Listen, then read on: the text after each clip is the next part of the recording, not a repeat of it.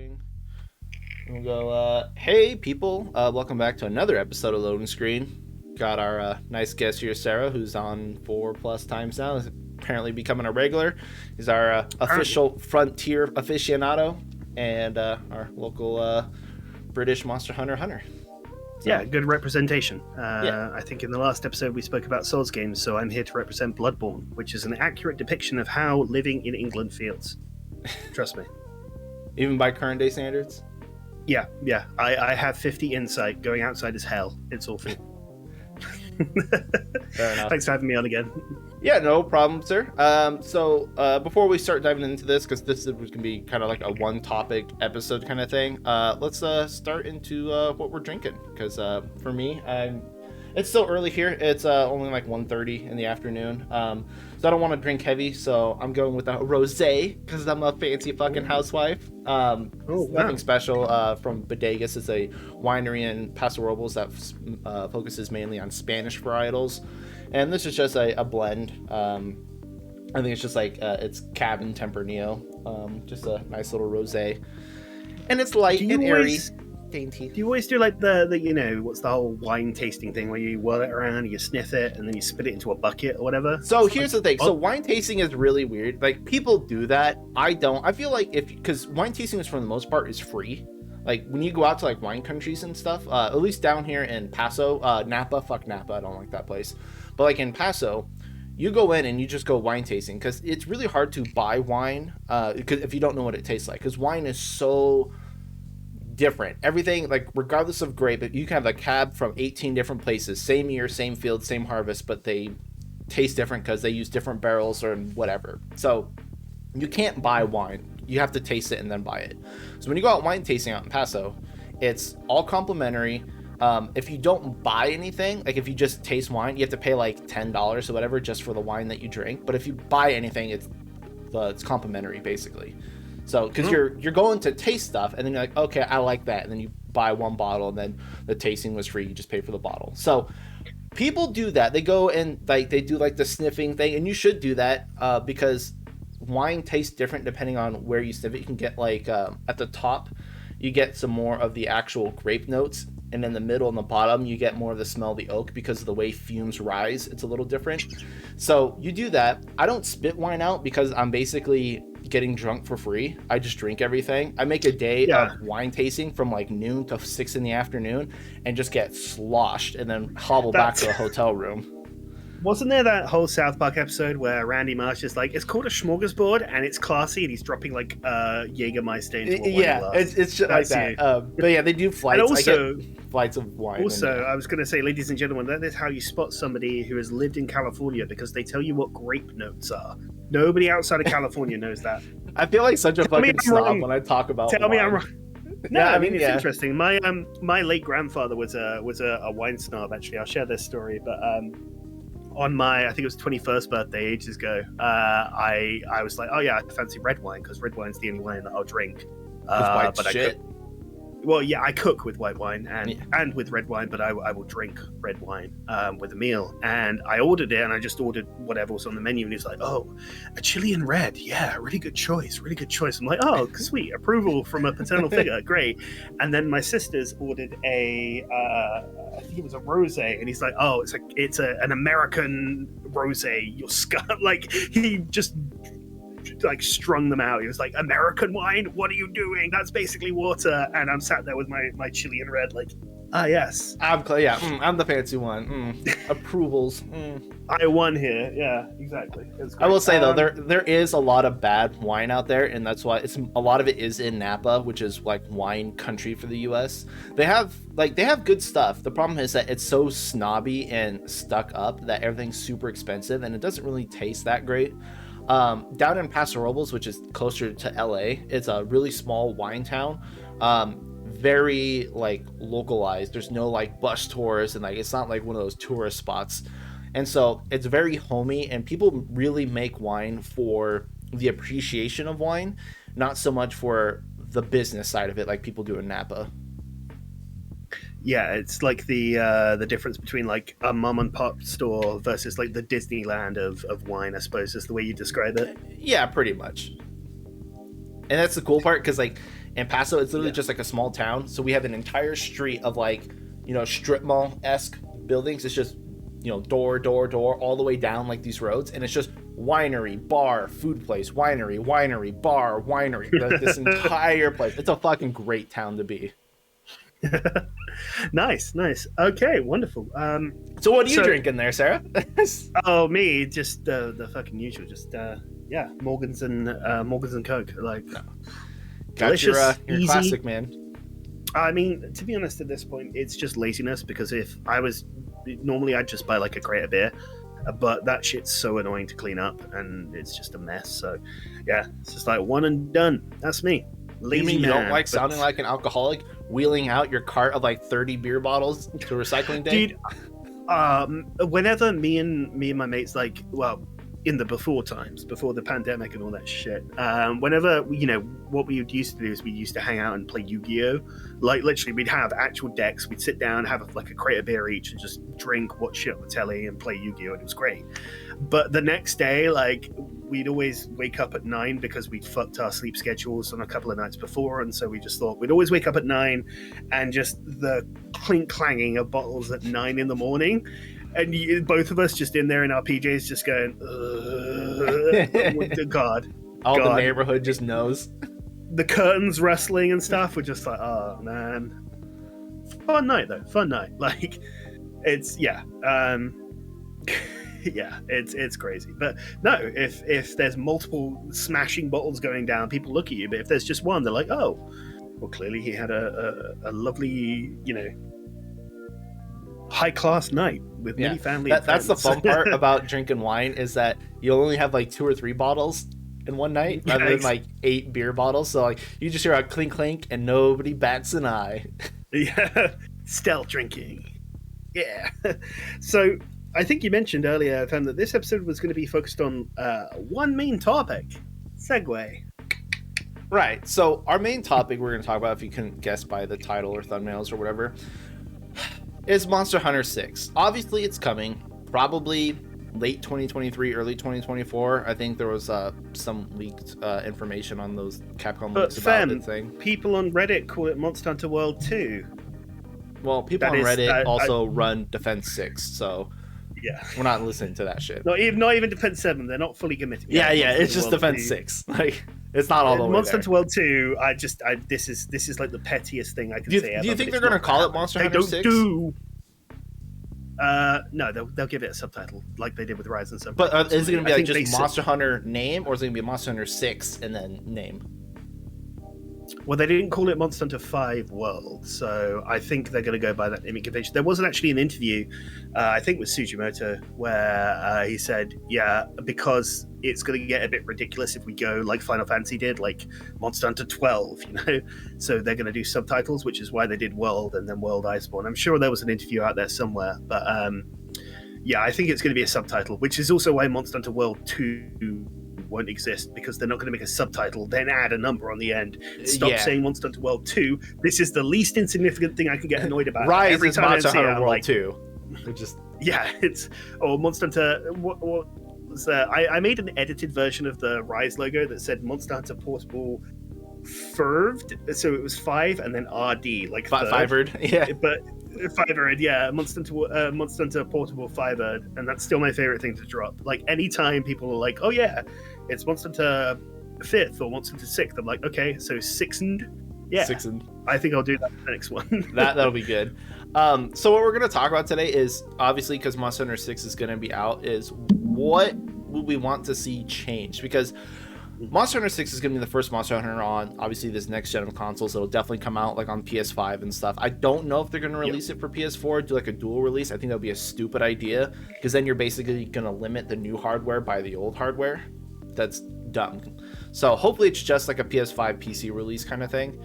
And it's going to have to be like the next step up. Like World going from 4th gen to 5th gen, totally different games. Like, totally crazy. So I think going from comparing GU to World is like, well, even for you to World, let's be honest. Yeah, it's ridiculous how different they are. So I'm feeling like 6th gen is going to be another leap like that. And what we wanted to talk about is some of the things we want to see changed and how Monster Hunter 6 could improve the already great foundations that Monster Hunter has, to be honest. Yeah, I mean, again, speaking personally, I have a friend of mine who thinks that World and Iceborne were a stain upon the Monster Hunter legacy. Really? I don't think, yeah, the guy, I thought I was the master of hyperbole. The guy is way better than that. Like, he just for the sake of a bit, love you, Ascalon. Hey, shut up sometimes. A friend of mine, but yeah, I don't agree. I think World and Iceborne, for all of their faults, were fucking amazing games. I do think that they were a perfect representation of what Monster Hunter could do on those consoles. There are things that we would love to improve, much like Ice, but yeah, I think they were brilliant games, in my opinion. Here's my thoughts on like the whole World Iceborne thing. I thought World was groundbreaking. Everybody, when we first saw World revealed at E3, were like, what the fuck? This is Monster Hunter? And it's a totally different experience. It's a totally different game. It felt amazing. Nobody complained about base game World. There was so much new shit. The entire game was new. It felt amazing. The only reason why people complain about Iceborne is because it's a game that now we're familiar with 2 years later, and they basically shove the entire game into one direction with the clutch claw, because World was open. There was no like, you have to use this. Yeah, they had the slinger, but it was just more of a tool to interact with stuff. It wasn't like, hey, we're shoehorning all your actions and your playstyle into this clutch claw thing. And that's why people didn't like Iceborne, and kind of why I assume people don't really like World in general, because they're not remembering that base World was really good. They just made one slight error going into Iceborne. Iceborne's still great. People just don't like one aspect of it. Yeah. And I think as well, tarring by sort of the same brush, I think I would say that base World only did one thing wrong, and that was base monster HP. When you're killing high rank Autogrown in less than a minute, like in terms of speed runs and stuff like that, maybe there's an issue there, but to be honest, that's not that's not the worst thing in the world. But yeah, everybody does seem to sort of over centralize on the claw, which is understandable, because I think this will be a topic that will come up a lot in this discussion, is it takes control away from the player.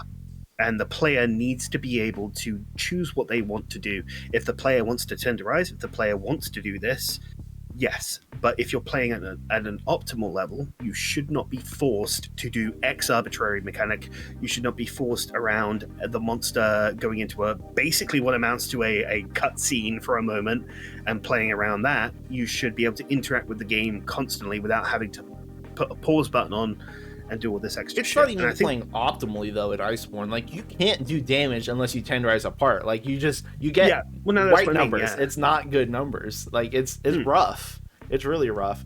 But like, I mean, there are also certain speed runs with the data that Iceborne gives you that wouldn't be possible without tenderizing. The Seething Battlegeese run isn't possible unless you tenderize the legs, which is its best trip spot. And also, I believe you get your Wex boost from tenderizing the legs. I could be wrong on that, but either way, you have to tenderize the legs. And it's, for at least from a perspective we both come from, is speed running, it's like that is very much forced on you. And then that also continues in Rise with the Wyvern riding. I would actually rather have Rise. Ridiculous addition. Like, I would rather have Rise with the ledge mounting back again. Just do that instead. Don't give us Wyvern riding. Like, yeah. Or here's my thought, actually. So for Rise, Wyvern riding, I get the concept. I always thought that when they introduced that, they're trying to bridge stories and writers with Monster Hunter, and they're going to slowly close the gap, because like this is the first step that hunters took towards becoming writers. And I feel like there's eventually where they're going to have both in the same game. We're going to have writers and hunters, and I think they're trying to purposely close that gap through a couple games, which is why I'm letting it slide. However, I really wish the Wyvern riding mechanic, yes, it does mount status and then you just get it, but rather than you just hit the monster and get it, because they like Claggers, they sit there for like 10 seconds waiting for you to ride them. You have to sheath your weapon. Way longer than Clagger, yeah. Yeah, you have to just sheath your weapon and click A to jump on the monster. Don't break the flow of combat. If you want to ride it, great. Sheath your weapon really quick, ride it. But the fact that any amount of damage done automatically stops what you're doing and you get onto it and forces you into that state, I don't like that. Oh, I see, yeah. So, maybe reduce the time of where they're immobile to the period of time where you can sheath with a reasonable window and then mount them. Yeah. Rather than just having your, let's say you get the mount status with an SAD and then the final file triggers the mount. You don't. Yeah, want you that, get forced on it. You had no choice of that. Yeah. Or if they're Pierce going to go ammo. into this, yeah, or if they're going to go into this endemic life thing, don't have wyvern riding available to the hunters unless they pick up the puppet spider. How about that? Yeah, you can automatically get it that can also way. be. And that's the only way to get it, though. You have to go out of your way to get the puppet spider to get this unique, like, you know, because you have all of this unique stuff like the fire blight, the thunder blight, etc., etc. That's not something that's available to hunters outside of pets, maybe. But again, that's another thing. You could have pets and the puppet spider do the mounting thing. Don't make it the centralized thing. Don't do that. Yeah, just give us the control. Let us decide. Attacks do the wyvern ride. It's like, why? Yeah. Give us a normal mount and then let us do a wyvern ride if we want to go out of the way and do it. It's just like Iceborne, it sucks that we get shoehorned into going this one path that we have to interact with. And I think that's the problem with these 5th gen Monster Hunter games, is that rather than just giving players the freedom and the options like base game World did, which didn't have a centralizing mechanic, they're forcing you to interact and play a certain way, which is why people get annoyed, especially when it doesn't exactly work well. No, exactly. And especially, I mean, the whole point of this discussion as well came up from, self-promoting again here, but it was a video that I did recently, which is, where could Monster Hunter go next? Basically, my point is that, and I think we actually have spoken about this on an episode of the podcast before, is Monster Hunter simple. No gimmicks. So if we go back to hunter styles of GU, or, well, specifically the hunting arts, because styles, I think, is something that could still work, personally. If we go back to the Clutch Claw, if we go back to Stones, if we go to the fucking Wirebug, the main problem with the Wirebug, and I don't know if you agree to this, Sam, but the main problem with the Wirebug is that it's involved in movesets. The fact that you have these... Yeah, the super moves. The super moves is the main thing. Like, I get the whole, like, it's cool that you can change between 2 different types of Morph Slash for Charge Blade, or you have maybe a slightly more risky move, but that could do more damage if you get it off. I don't know how Bo's, like, Dodge Bolt does with that. Dodge Bolt's really cool. We can talk, we don't even have to talk about it, but it's different. Yeah. It is different, but you have these options with movesets, which I think is good. But then you have the super moves. Then you have Hammer. Hammer in 5th gen, in Iceborne and World, was amazing. I love the weapon. Really cool. I think if ever there was a weapon I could be accused of being a main of, it would be Hammer. I love Hammer. And then Rise came along and it went, hey, you know, all of this other moveset of Hammer, it's one move now, and it's one move that barely hits, and that's fucking Impact Crater, and it's just not acceptable. The fact that your entire moveset is now based around one hit that is equal damage on 2 hits, which means that one hit will always stagger and the second one will always miss. Why don't you just do what fucking Charge Blade does and make a weak hit at some point, or Greatsword, you know, one small hit, then one big hit? I don't get it. But this overabundance on super moves, like Longsword with its Helm Breaker Twitter thing, like that, and then what else is there? There's like the triple volley for Bo, and all this kind of diving wyvern for Insect-Glaive. Like, there's all of this overabundance on, hey, here's a resource that you always need to keep up. Metsu Shurigeki for Sword and Shield, and it's just so annoying because, like, your moves, your big moves, should be in the context of the base weapon moveset. You don't need to use this shitty, you know, this mechanic or this gimmick. It's like in Rise, the Wirebug thing, where it's like, my basic bread and butter is do whatever until I have, you know, my meter to use these super moves, and then that's it. That's all you're doing. You're trying to use your super moves as much as possible. That's half of the weapons gameplay rotations at this point. Sorry, I clinked my wine glass. Jesus. Christ. I thought that was like your doorbell. I was like, okay, so your doorbell's a flash grenade. I've been drinking just a little bit. But yeah, like, so that's the problem. I do like the whole Hunter arts and being able to change movesets. I do like that, because my problem with Monster Hunter, like the base combat, is that everyone plays exactly the same. Like, regardless of whatever your skills are or whatever like you're doing with your weapon, every weapon played exactly the same. Your skills aren't going to change that at all. Everyone's got the same moveset, same everything, and that's fine from like gauging how players are, like a perspective in that way. And that's why the speedrunning stuff looks pretty cool, because then you can see how each player plays like a bit more optimally. But I like freedom of choice, and that's why I like hunter styles and even the switch skills in Rise, because it's a part of your bread and butter combos that you could just change a little things like here and there. It just the fine tune the way you want to play. But the super moves like the hunter arts and the wirebug moves, yes, I believe those are a problem that I definitely don't want to see come back. Yeah, and that's the main thing. Like, it's the fact that it's these super moves mean that you have to use them. You know, one would argue in the case of things like Gun Lance, where Hail Cutter would be considered a super move, but it isn't used because the wirebug cost and everything else is way better. But then it's also Gun Lance in Rise. Gauge. Yeah, it's basic. Yeah, then you have Heat Gauge with Ground Splitter, but that's a whole nother thing. But yeah, this overabundance on super moves and this kind of shit just needs to stop. Because I think they're doing it because it's flashy and it makes for good trailers and good hype material.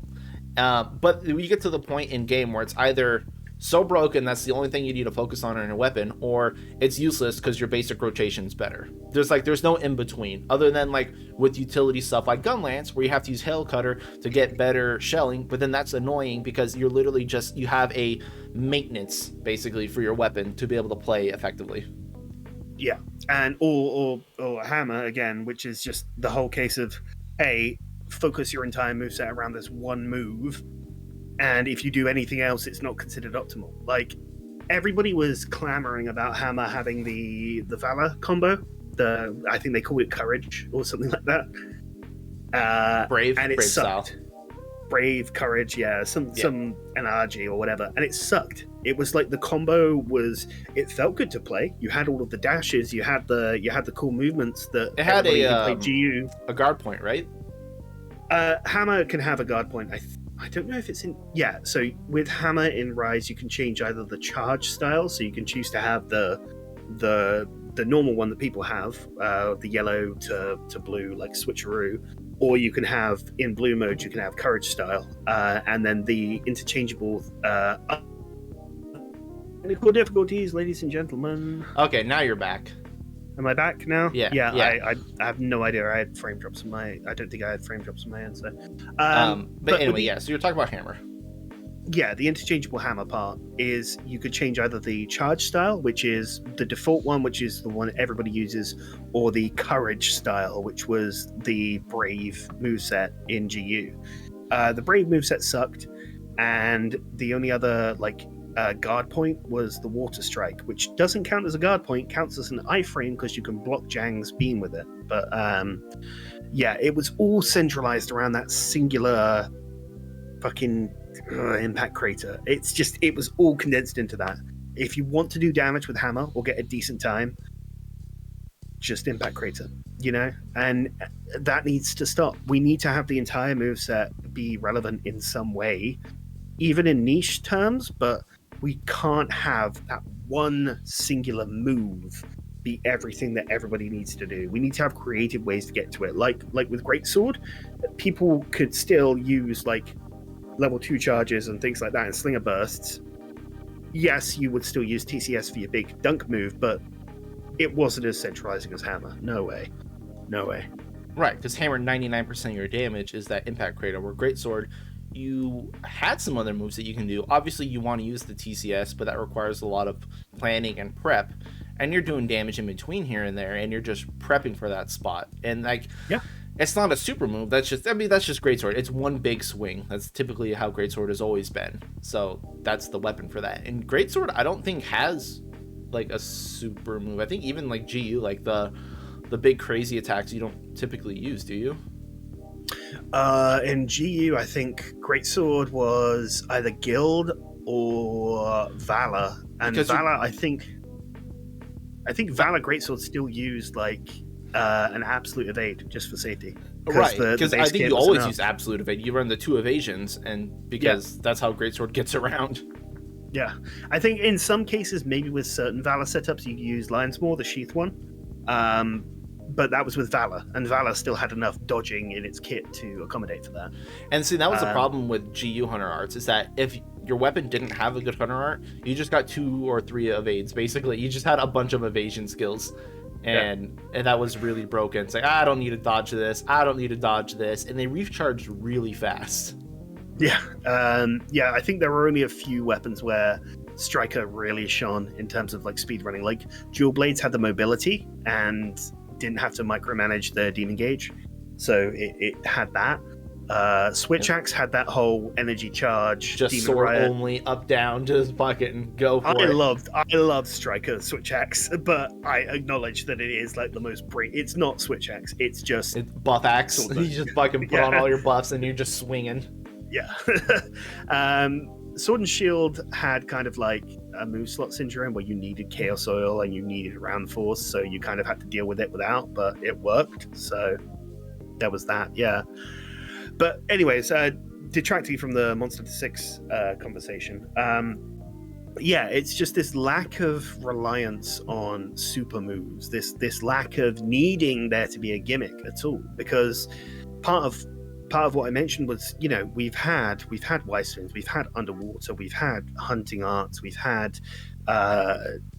you know, I guess we haven't really had anything like that in Base World, like you said, but then we had the Clutch Claw, and now we've got we had the Slinger. They gave us the Slinger in World, which was like here because every Monster Hunter game has a gimmick. Yeah. But the Slinger, it wasn't really a gimmick. It was a tool. It was just like, hey, there's a lot of stuff you can interact with. It's up to you if you want to use it. You never felt forced to have to use the Slinger on shit.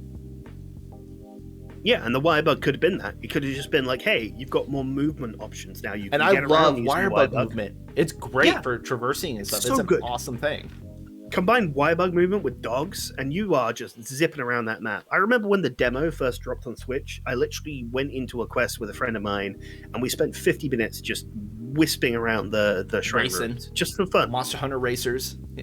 Yeah, it was so good. It was so good, but it doesn't need to be tied to combat. And to me, the combat is the best part of Monster Hunter. Like, that's where the focus needs to be, and that's where I'd like to see it go in the future. Right. It's just they've been taken away from it more and more with each of these Monster Hunter games by forced gimmicks and little things that just like, I don't know, they detract from the flow of the fight. Exactly. You get it. Like I would honestly even say turf wars are kind of an issue. I know people love turf wars. I know it's going to be probably a hot topic. I don't think they add much to the game, especially when they're scripted to happen every single fight. Like there's like, if you load up a quest, like some quests are like, okay, at like a minute 30, these two monsters are going to meet and then they're going to do their thing. And it happens every single time, and you know it's going to happen, and it just feels less lively at that point. It feels like a scripted event that you have to manage because they don't do much. Two examples of that, right? So AT Nurg always had that scripted fight, didn't he? Like either Tailstra or Kushala, or occasionally Lunastra would show up in AT Nurg's quest in the second area. Mm-hmm. To the point where, like, for shit that could kill it in under 5 minutes, like Heroic's Longsword and Heavy Bowgun, I think? Heavy Bowgun. Could do so? Yeah, Heavy Bowgun could. Yeah, I love the Bowgun lock on AT Nurg. It was so much fun. So for all that kind of stuff, like... But for other weapons, they had to play around the turf war, and they had to hope that, I think in some cases, there was a certain turf war that needed to happen. You didn't want another Kushala. thing. Yeah. I mean, nobody wants Kushala in World or Iceborne, let's be honest. But then there's also Magnamalo. Magnamalo speedrunning the Shrine Ruins. After the Basilgeuse update, if Magnamalo spawned in Area 12 and Goose spawned at the Wyvern's Nest, you would abandon, because there would always be a turf war between the two. And the fact that they had that turf war and Goose wouldn't show up and just fuck off is another thing you had to play around with. But again, it's also... I mean, a big part of this conversation, right, is that we're speedrunners. We like the game a certain way. We get the most enjoyment out of speedrunning, or well, I suppose from your most recent video, Fem, maybe not, but but like for like the turf war thing, it's not about speedrunning for me, because it's an annoyance, but it's an annoyance that's only gonna affect like fucking 12 people. It's just when you play the game, like a lot of Monster Hunter players play the game a lot, like. Minimum hours for like Monster Hunter players is like 500 in the game. People put thousands of hours into these games, which is ridiculous. And it just gets to the point where, like, when you're doing the same couple quests, because that's all you do is you do the same few quests, and you see that every single time this monster has to fight this monster, you get to the point where you're just like fucking watching, and you're like, all right, we'll just gotta wait for this to wrap up. Literally bringing up the watch and staring at it. It's like it doesn't feel authentic. I like the turf war ideas. I like showing the monsters in like a more natural habitat and stuff, but because all these maps are so landlocked in specific zones, we always have 3 monsters and we always know where monsters can go. it feels very artificial. And it's like, I like the turf war, I just don't like that they're shoehorning it into almost every quest. Yeah, I think there needs to be... Honestly, if Rise just used that Infernal Springs map and went, hey, look, you get your arena quests here. This monster has fled here after the rampage or some bullshit lore explanation, and they go, hey, the monster's here now, you can fight it. If we had arena quests in Rise, I think a lot of opinions would be a lot higher for that, because it allows a controlled environment. Right. Yes, there may still be the whole wyvern riding stuff and all that kind of, BS, but there won't be area changes, and there won't be turf wars, and there won't be that kind of shit, and it gives more control again back to the player. And one Because example that I I'm sorry. no, I was just going to say, one example I used was Portable Third. You still had the area changes and monsters interrupting, but in terms of combat and your movesets, it was all so much more simple. Like, it was just, here's your moveset, here's what you can do, here's your skills, boom. No underwater, no extra. I don't think there was any gimmick in Portable Third. I mean, I know that dragon shots were busted in that game, and you had that like weird invasion mechanic, but that was at the end of a quest. If you were to go out and fight something, it would just be you, your weapon, the monster. And there would be, you wouldn't have to interact with any of this extra shit. You wouldn't have to deal with multiple different sort of move sets. You wouldn't have to deal with Longsword having 10 trillion iframes on everything it does. Like, you wouldn't have to deal with all of that stuff. Like, it was just simple and easy, and I don't know. Do you I think think they're just overcomplicating Monster Hunter at this point? They just keep adding a bunch of little frivolous things. Yeah, needlessly. I think the best part about Monster Hunter is the combat, and they can, if they go back to their basics and they stick to just like good combat that relies on players learning and adapting to tells and dodging through stuff. Also give us AoEs that we can actually dodge through, by the way, because Valhazak puking on the ground shouldn't be 3 or 4 hits. Dude, Black it should Veil be Val one that we can... is so fucking awful. Dude, if we could just roll through that one wave it does, and then be fine, and we get rewarded for that, then great, but that's not what's happened. Like, it should be, Monster Hunter should be learning the monsters, learning how to hunt them. No, hunting isn't going around and collecting resources or whatever that 3 trillion year Monster Hunter Dose videos spoke about. No, it's about the combat. Monster Hunter's best part has always been the combat, and it feels like they're just tearing away from it. And to tack on your idea of just having arena stuff, I feel like, if they left the games as they are, but then just gave us, like, kind of like how World did, we had special arena for every monster as, like, here's your, thing for, I mean, we didn't have it for our elders, but, like, every monster had, like, an arena quest. If they did something similar like that in, like, Rise and whatnot, then, I mean, and not have them be rotating, because that was annoying as fuck, it doesn't take away from the normal player, because they still have, every other quest available, but just adding quests for the people who want a very controlled environment, it's just more content. Like, I don't see why they wouldn't and shouldn't do it. Yeah, so absolutely. Hopefully they go back to that. I don't like the rotating special arena quests in World. It was very annoying to clear it, and then you have to fucking go through quests and cycle until it comes back up. That was really rough. The ultimate down bad move is specifically going on a quest for the monster you want to hunt and then capturing it, because capturing is like, that's the nail in the coffin right there, because most of the time it'd be like, oh yeah, let me go capture this master rank Raphos that I can kill in 2 minutes or 3 minutes or whatever, and then you see red and then it's dead, and you're like, oh well, fuck. You a lot of like, oh yeah, time. here's your Diablos quest, by the way. So yeah, hopefully stuff like that gets a little bit remedied. Now, the other one of the big changes I want to see that I've talked about in Monster Hunter 6 is the map. So right now, Monster Hunter and every Monster Hunter has an issue, I feel, with the maps. You load into it like a village. It's a tiny little village, just like the NPCs. And then you take a quest and you instantly get teleported to a small map that has the monster in it. You kill it, you instantly teleport back to the village, rinse and repeat. And I feel like that is a bit dated at this point. I know World updated their map system where it's, instead of the maps being like little sections and then you have like load screens between them, they're all just big continuous maps. But even now, I feel like that's still dated. I feel like if they go something like Horizon does, where you have just a big map that has the monsters in it, and they have like their areas and their patrols and stuff like that, I think that would really help branch out the Monster Hunter like world, basically, if you want to call it world. Yeah, there's always been that topic, right? Hasn't there? Is like open world Monster Hunter.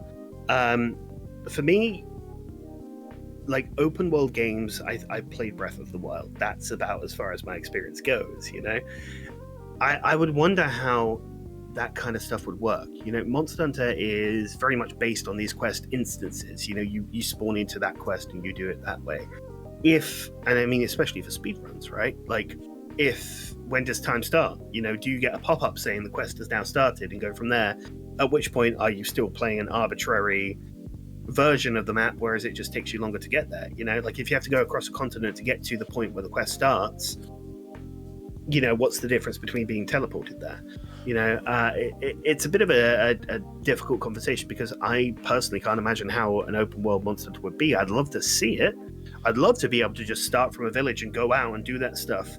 And if I turn off sort of the speedrun lens, then yeah, that would definitely accentuate the hunter aspect of Monster Hunter. You know, you'd definitely be more about gathering tracks, finding out patrol routes, like you said. Like if you know, maybe enforcing territory and stuff like that. Wouldn't that be cool? Like if you imagine like, oh, don't go into that area, a dangerous monster has its territory there, you go in, it's a fucking elder dragon, and you can still face it down and try your best. Like that would be cool. You know what? You brought up a good point. Here's another thing I was thinking about. So go for it. Sorry, I got a lot to talk about, but I feel like the open world aspect can work. And let's say, even from a speedrunner's perspective, you don't have to, like, you can have an open world and not be like littered full of like fucking bandit camps and random shit you have to clear. That's annoying. But like, you can have your speedrunner stuff, like where you have like, your big giant towns like Dundorma, and they still have their monster arena. You could still go in there and fight arena, kind of like a gladiator, you versus a monster, and that's where you do your speedrun stuff, kind of like how we do arena stuff now, but it's like a big spectacle and shit. That could still be a thing. And then the open world thing, when you gather quests from people, like from the villagers, to be like, oh, hey, I need to fucking gather these items or whatever, they're out in this area. Accepting that quest would change the world, so like the monsters and the items would spawn in that particular area, because then you have to go. You don't just automatically go. So you basically start when you accept the quest. And then let's say you go out there and you have to like gather these mushrooms for some cat or whatever. And it turns out there's a cuckoo in the area that's fucking blocking the cats, and that's why they need help, because they can't fight a cuckoo. So they need your help. So you gotta get the cuckoo away. And then so you kill the cuckoo, you collect your mushrooms, you bring them all back to town. And then because the cuckoo is now gone, territory changes, and like a Tigrex moves his territory over more. And so you could see a map, like as you start like engaging monsters and planning out their territory and routes, they start taking over routes as you start killing monsters. And as you accept quests, like they spawn monsters in area which change territories and stuff like that. And you kind of influence your environment map based on what monsters you're killing and what quests you're doing. And so that whole thing that Monster Hunter talks about, you know, monsters' territories, and you know how monsters are acting differently because other invasive species are coming into the area, you could directly involve yourself in that. Yeah, I like that, dude. The only one caveat that stops me from 100% wanting it is that every single monster would need to have an arena quest for competitive speedruns, like their special arena quest. That's it. Is there any reason why you can't do that? Exactly. That's such a small thing, and it can be implemented very easily. And actually, I think I mentioned this, is having like a different game mode, right? There's exploration mode. Give more to the expedition side of things. You know, when you go into the ancient forest, it's basically like, well, just hunt what's there. Like, there's no emphasis on the ecology other than you have to go around the area to get the monster. Whereas if, like you said, killing a Ratlos at its nest allows a Basilgeuse to move in, maybe you can influence the arena, like you mentioned. But for speedrunners like us, we're not going to go into expedition. We're not going to go into a standard quest. We would much prefer an arena. Like that's our option. We go in there. I think it would satisfy both player bases. Yeah, I actually no, I completely agree with that. Like, I mentioned the 3 trillion hour Monster Hunter Dose video, which is a bit of a meme in the community at this point, where some guy, I say some guy, I shouldn't disrespect, but somebody made a very long Monster Hunter Dose video arguing that the material collection and the ecology of Monster Hunter Dose and Monster Hunter 1, where you had to go out and manually farm things like potions and mega potions, was what the game should be about. And that's like the extreme end of people like us who want to focus on the combat. So that could merge both sides of the argument and say, hey, here's your surveyor mode, where you go out and you observe the ecology and you learn about new areas. And then, hey, here's your speedrun mode, where it's not like arena where you have predetermined kit or whatever, but you go in and you just beat this monster. It's just you and the monster. It's a flat area, no area changes, no turf wars. And then for this, you go in that way, you know? Because I'm all for slowing down Monster Hunter, to be honest. Like, as much as I play it, I get tired of the whole, you start at town, you teleport to right in front of the monster, you kill a monster, you go back to town. I feel like for as much as they're trying to emphasize the world and the area around you, you don't really pay attention to it at all. You don't really care. It's just like a whatever thing. And I feel like having like a whole open world thing where you actually, the stuff that you do impacts the land, I think that would make you care a lot more. And I'm okay with having to venture out and explore and look at tracks and find monsters on your own, figure out where they go, what they eat, what their territory is, stuff like that. It's a side game of Monster Hunter, because they always have like those little mini game stuff, like you can do like your fishing and your like fucking Pokemon Snap mode and stuff like that. But I feel like this still directly ties to Monster Hunter, because you can learn about the monsters and find out weaknesses and stuff. If you like see them do turf wars and other things, you can see like where they have problems, and you can learn about things while still kind of progressing your game, to be honest. And I feel like having an open world map would also help better facilitate that by, if you have a bunch of different villages, like, and for you'd have to go through a ton of villages. You have little cutscenes where you go on your caravan and stuff, but then you'd actually get to go there. You get to see all this stuff along the way. You can see what's wrong with the trade routes, and then you could go to a new village and see what problems they're having, and then you can branch out from that village and see what's going on in their area. I think stuff like that would just really bring the player back towards the root of the game and make it feel much more immersive.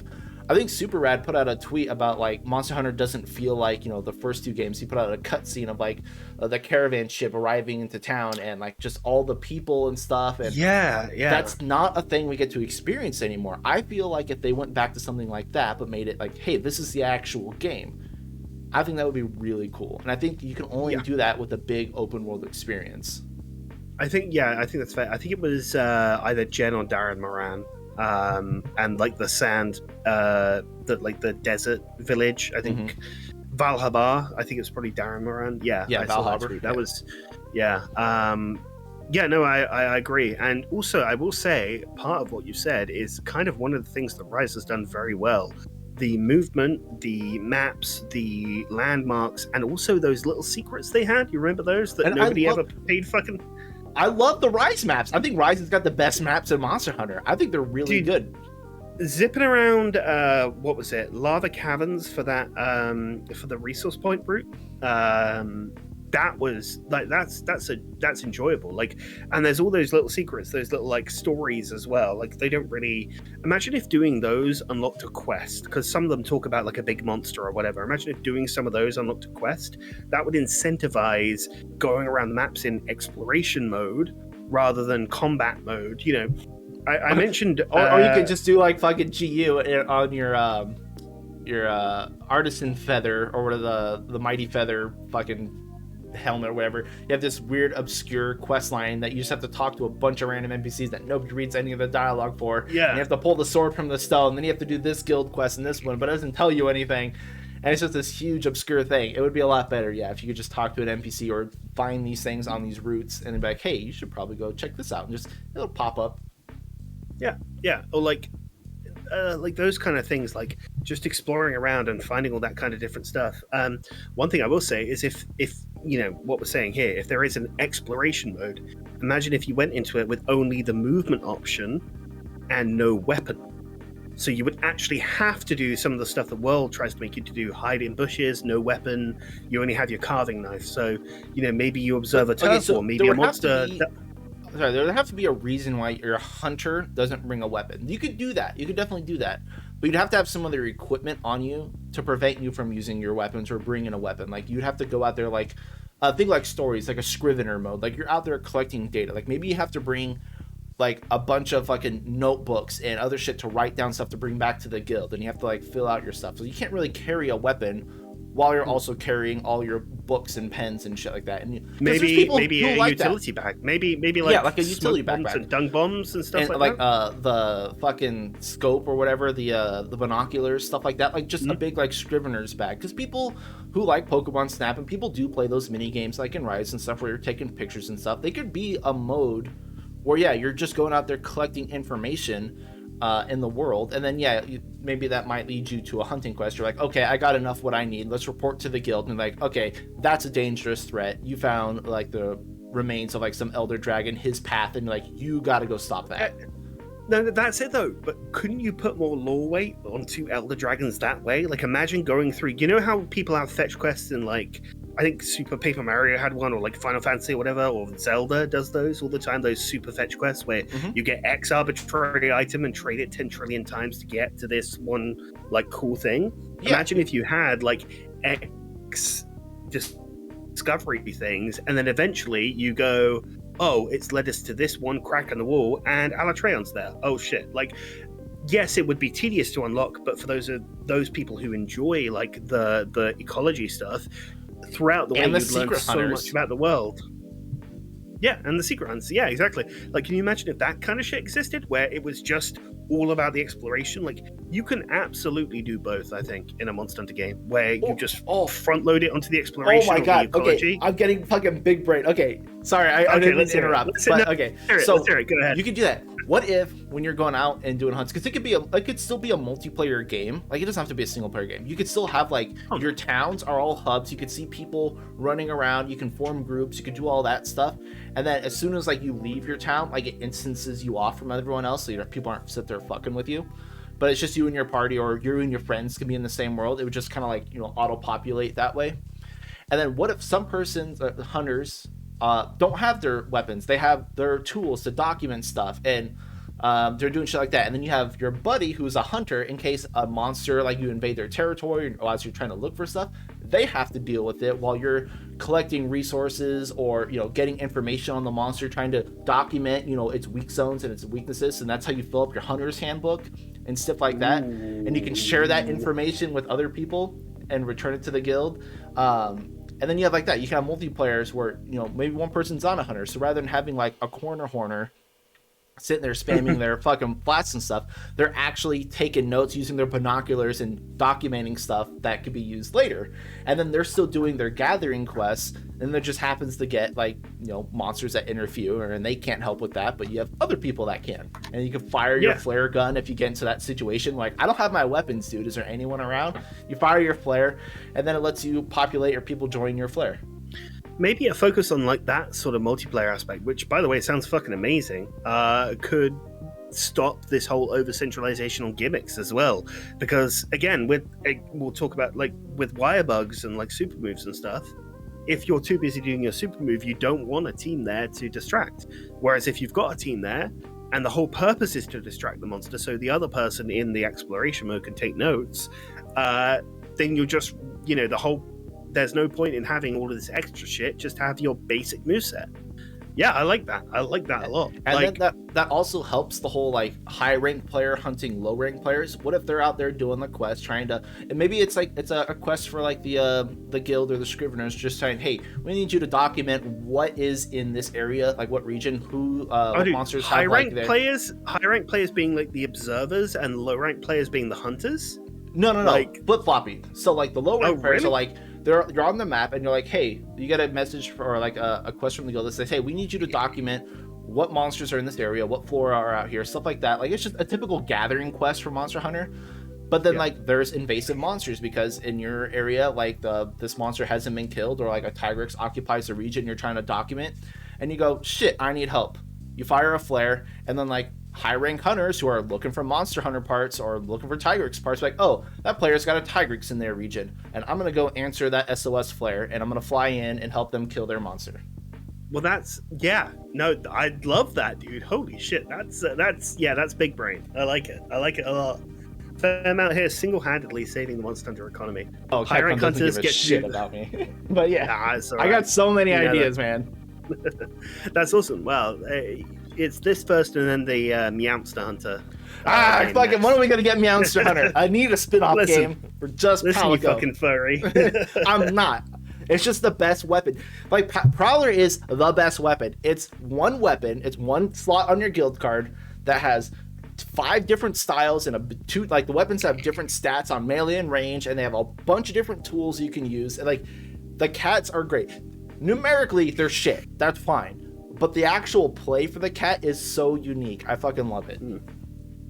Yeah, I mean that's the whole reason I think a lot of people say Prowlers are shit, right? Because they were fairly fat in Gen, but with GU they took a hard hit to their numbers, and that's why people like, it's a fact. Like, if you don't think Prowlers got nerfed in GU, like, please, but yeah, they are still like a unique and cool way to play. Also, you can call people furries during it, which is pretty fun. Yeah. But yeah, no, I think that would be great. Like a separation, talking about what we were before, but a separation of the exploration and the combat mode, having those as like 2 distinct sort of facets of Monster Hunter would be very nice. Mm-hmm. Very nice to see. And would appease both parties. Yeah, it's like, because they say that a lot, like in the Legends of the Guild. I feel like Monster Hunter is trying to branch out their IP a bit more. I know, a Legends of the Guild big meme, but like, I love it. Just wish there was more, dude. Yeah, I wish there was more. Like, they mentioned specifically like the Ace Hunter and stuff. Like I forget the guy's name. Aiden was the rookie. I forget. Julius was the hunter, the Ace Hunter. Julius, yeah, the silverhead dude. Yeah. So they weren't there to kill and hunt monsters. They were there to document and find out what was going on in the region. And I feel like they need to do more shit like that. Like, it's not Monster Hunter is Monster Hunter, but it's not all about just going on mass genocide in the region. And I think they need to step away from that, because that's kind of where we are. We're just go out and fucking kill everything. Nobody gives a shit. Yeah, but the combat is very fun. But yes, if they want to focus on other stuff, but like they can either do I want a combat focused one. Yeah, to have the option of like, hey, we're gonna do the exploration side now. We're gonna document stuff. We don't have to go out and murder things. We could lure monsters away with pheromone balls, or just like, escape via traps and other weird things. We don't have to actually kill stuff, and that could be a different quest line. Instead of like village hub stuff, you can have like Scrivener and like documentation stuff, and then your hunting stuff. Like, hey, every time you pick up a quest or talk to a person, like, hey, this monster spawns in this region, territories change, you go out there, you kill that stuff, you do your hunter stuff. You know what was really cool, by the way, and this is the point where Cera talks about Frontier. So there was a monster in Frontier called Varusa Borosu. Frontier names are loosely fun. Yep, loosely, yeah. I cannot pronounce a lot of Japanese, but it was Borosu Bloss. So it was Volcano Diablos. Mm-hmm. You know the one. I know that. He's a fucking badass. Yeah, badass. Yeah, good theme as well. And throughout the fight, what you would do is part of the lore of the monster is the reason it evolved that way is that it moved to the volcano where a specific type of cactus it liked was like grew there. So you would, during the fight, go to the cactus, pick it up, and you'd have one player who would bowl it like a bowling ball to another player, because Diablos, though Varusa, would always like target and charge towards the cactus. So you basically play pinball until it ran out of energy. That would be so cool in an open world game. And that's a clear synergy of gameplay versus lore and ecology. Because it's like, keep the cactus away for like a minute or 30 seconds or whatever with your teammates, and you get a weakened version of the monster for 2 minutes. Like, that was it just came to me now, like how Varusa had that like, synergy is a word I've used many times. That would be super cool, actually. Like little shit like that. Yeah, exactly. Or like what if you wait? Oh my god, this could be such a good game if it worked out like this. So let's say you have two players. You have you and your buddy. You have one person who's the hunter, and one person like the scrivener who's out there doing a quest to catalog shit in the forest. You run into a Puke. Puke loves to eat all his fruit. You're fighting the Puke. The guy with his notebook and no weapon just goes around and steals all the nuts and fruits. So when Puke goes to try to eat something, he stops, giving the hunter an opening because he's like, oh shit, there's nothing around, and he's just sitting there looking around. And then shit like that, or you're fighting Need somebody in to raid Puke's fridge and be like, this cheesecake is mine, let's go. Or you have Puke, man. Puke's our best friend. I know Puke's cool, but Bishaten, who throws all his fruit and shit at you. You can have the person that is there documenting stuff and doing his quest, carry all your fruit, and then you fight other monsters. You're like, hey, you throw Bishaten fruit, and then the Puke stops and oh fuck, there's fruit, and runs over to go eat the fruit, and you can lure it into traps and shit that way.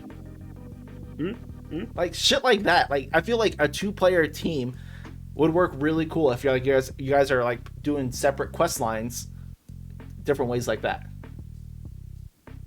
Yeah, or you could have somebody go and turn up the thermostat in Goss's house, so he can't make his ice blades. Yeah. No. Joking aside, I do agree. I mean, that would be horrendous to input in a multiplayer game, but it would still be amazing to see, a separation of this, combat and exploration kind of thing. Yeah, just different quest lines. Maybe they don't need to be. Yeah, maybe they don't need to be together though. Maybe they could be separate. Well, they could be great in their own right. And allow them to flourish by themselves, I feel like it would come together if we do the territory thing, where depending on what monsters you've killed, the territories on the map changes if you document them enough and you know what monsters are in what areas.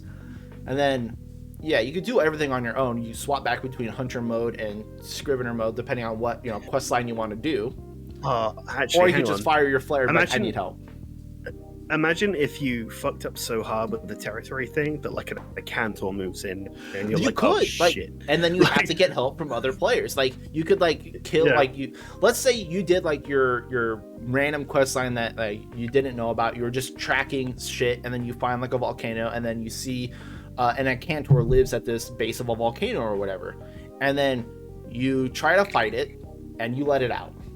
And now it's in the area. Now it's rampaging in the area. It's killing off the other monsters. The volcano region is expanded, and his territory is huge. And he's slowly killing off the other monsters and expanding his territory. And you're like, I needed those for quests. I have to stop this fucking Incantor. He's ruining everything. And then you're like, well, fuck, flare, and you get help from other people. I would love a territory system on a map that you directly involve yourself with. Dude, that would be awesome. And then, of course, if they go with the DLC model, things like Fatalis and Alatreon, and they can move in monsters. They could just say, look, a Fatalis has landed. It's fucking everything's dead. Kill it, otherwise your normal gameplay won't go back.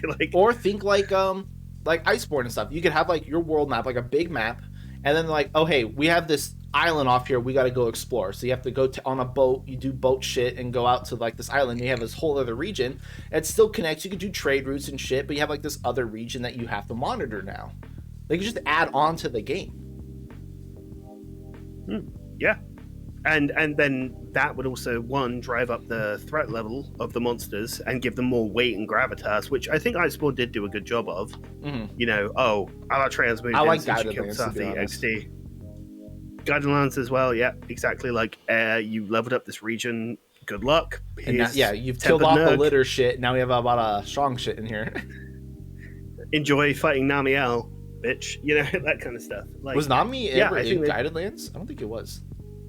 I'm sure Nami was in. Yeah, no, because you needed Nami's materials in Coral for Health Augment, I think. Yeah. I only remember Nurg, Kirin, and then Silver Rathalos in the Coral area. Was Nami ever? I don't think Nami was ever in there. No, Nami was there, right? Am I drinking the retard juice right now? Namiel Guiding Lands. I'm googling it too. Pretty sure. Tempered Nami. Tempered Transide. Yeah, Transide was a whole thing for Health Augment. Oh. Okay. I don't remember ever fighting Tempered Namiel. I think you suppressed it because you had to fight Namiel. I fucking hate Namiel. Dude, terrible cock. Terrible, awful monster. Well, actually, Namiel was great in everything but the fight. But Yeah, I mean, one point that I raised in terms of this whole different simple Monster Hunter was kind of based off of Elden Ring. So bear with me here, but there's a period in the Elden Ring closed beta where you were able to access those mini dungeons by going underneath an area and going into a cave and a dungeon and things like that. Right. Imagine if you found breaks in the walls or new caves that weren't always there with Monster Hunter areas that you could go into, and then you could get maybe a rare material that would open up a passage. Let's say you found a bit of Kirin fur or a bit of Kirin mane, and you picked it up and you went, oh, that means Kirin is in this area. That would also tie into this exploration thing we spoke about. You gotta go find it. Picking it up, yeah, well, you gotta go find it. And this extra more attention towards the exploration, and then more attention towards the combat, simplifying the combat and making it just so that you have your moveset and you can deal with it and whatever. But then there's more attention towards the exploration where you can get rare things to spawn and a rare, I don't know, rare Kirin fur or rare Namiel juices or whatever. I don't know. I'd love to see that. That would also be another way to encourage people who aren't speedrunning or aren't grinding for optimal sets to play the game more, because they go, okay, well, I've got something unknown that is in this area, is in this territory, and I found a few tracks. What is it? Because let's be honest, one of the most exciting things about World and Iceborne was spawning into a map and seeing that question mark icon, because you go, is this a high rank version of a monster I faced, or is it Basil Geese, or is it this, or is it that? I don't know what this is, And here, I want to stop you for 1 second. Here's the problem I have with more recent Monster Hunter games, is that in all the trailers that they bring out, they're showing off all the new monsters, because that's one of the hype things they do. And then we get into the game, like with Rise, and there's nothing new or exciting that we haven't seen already. There's one, maybe two monsters we weren't aware of that from the trailers that were in there. I need them to stop that shit, so we don't know the entire roster before the game comes out, and so we go out there, we don't know what to expect. New monsters, returning monsters, variants, deviants from old stuff. I just want to not know what is in the game already. Yeah, no, you remember, I think World, it was Xeno'jiiva and Basil Geese, and that was it. Those were the only surprises. Yeah. I think we had a trailer specifically dedicated to the Elders. Yeah, for each of the Elder. Yeah, we knew everything in that game ahead of time. No, actually, I take it back. I don't think we knew Dudugama. No, we did. Oh, we did? He was in the trailer? Oh, no, he was right. Yeah, his cutscene was. Yeah, it was Dodogama's cutscene was in there. I think everything was in there. I completely agree with that, because I mentioned this a couple of times, but 3rd Gen, 3U, Savage Joe had one teaser trailer, and that was it. And it wasn't released outside of it was a 1% invader quest, 1% invader on most G-rank quests. And then there were 2 quests that were DLC that you could fight it. One was a Kurapeko quest, where it would always summon a Savage Joe. Cool. And it was 3U Savage Joe, so it was actually scary. Whereas 4U and From Beyond, it was a joke, right? And then the other one was thought Savage Joe was a joke in 4U? Yeah, because the main terrifying thing about Devil Joe in the 3DS series was its pin. Savage Devil Joe, just from the way that it was designed, would always hit you with the other pin, the one where it carries you in its mouth, rather than the one where it pins you down. I don't know what game you're thinking of. Savage Joe, in G rank 4U GU, after his strut, his awesome strut, he'd always turn around and jump on you. If you weren't ready for that, he would do the pin, and he'd just sit there and eat you, and you'd die immediately. Now, to me, that wasn't as bad as 3U Savage, where he'd do the forward lunging bite and then pull back at a 90-degree angle and do a sweep breath really fast. Oh yeah, he never had that. That's scary. Yeah, 3U Savage was just terrifying compared to 4U Savage. Maybe that's my personal experience, but yeah, 4U Savage was child's play compared to 3U. And what about 4U Apex Joe? Apex Joe I had a bunch of trouble with, but that's just through problems with the Apex mechanic rather than actually the moveset. Like, Fair. the only thing I think it gains over Savage is it has an AoE on its foot stomp. Yeah, he's got that ground earthquake shit. Yeah, like the precipice blades. But outside of that, yeah, everything else that was difficult about Savage, Apex Joe was the Apex mechanic.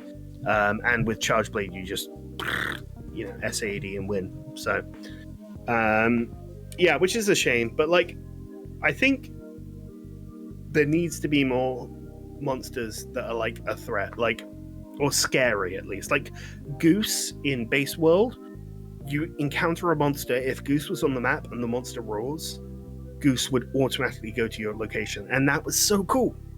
Like, Goose would go, oh, a monster is engaged in combat. Here I come. Let's go fuck shit up. Yeah, exactly. Just carpet bomb the region. I think part of the AI as well was, like, he'd show up and then leave after, like, 30 seconds. So he would fulfill the whole, like, invader kind of thing. But, I mean, this is just tangential at this point. No, but I think you're on something for sure. Like, we need scary monsters, because there's really, after they show everything off and after we see everything like once, like, even elders aren't scary. They should be, but they're not. We treat them like any other monster. We just can't trap them. They do need stuff that's like Fatalis level. Like, this shit is fucking insane. Like, and like, I want that in like back in Gen, when we first encountered like the Fated Four and low rank. God, they were like, we don't know what that is, ? And you weren't supposed to fight it. Dude, the Astalos quest where you have to steal eggs as well, like egg quests being the way they are, and you are sat by the Astalos' nostril picking up an egg like, please don't wake up, please don't wake up, please don't wake up, please don't wake up. Shit like that. Like, you shouldn't fight this stuff now. It's there. If you want to, go for it. But like, we need scary stuff like that. None of this like, okay, you're gonna fight these low rank monsters in low rank, and then you get the high rank, then we're gonna start you off with the little high rank monsters, then we're gonna give you the big high rank monsters, stuff like that. No. Open world, if you randomly go into like an area that's nested by, some fucking like pink Rathian, well, good luck. Actually, I'm glad you said pink Rathian. Stories 1. Remember that pink Rathian? That more one like that. Yeah, it's just like, here's a pink Rathian under the tree. Yeah, have fun. Jesus Christ, I got my shit pushed in by that guy more than a couple of times. I think because it doesn't hurt anyone to be there. Like, even normal people would be like, okay, this is a bit much for me. You see how fast it's moving, its combos it's got. You're like, I don't know. You can just walk away at that point, especially if you're doing like an open world thing and you're not on a direct quest that says, hey, go kill this pink Rathian. You can run into it and be like, I don't think I should be here right now, and peace on out of there. Yeah, absolutely, and like, can you imagine like the threat of like, maybe if there's like a unique quest line where you have to hunt, like a lot of For You Quest did, where you had Seregios introduced, where you had to hunt the Rathian but you couldn't kill it and stuff like that.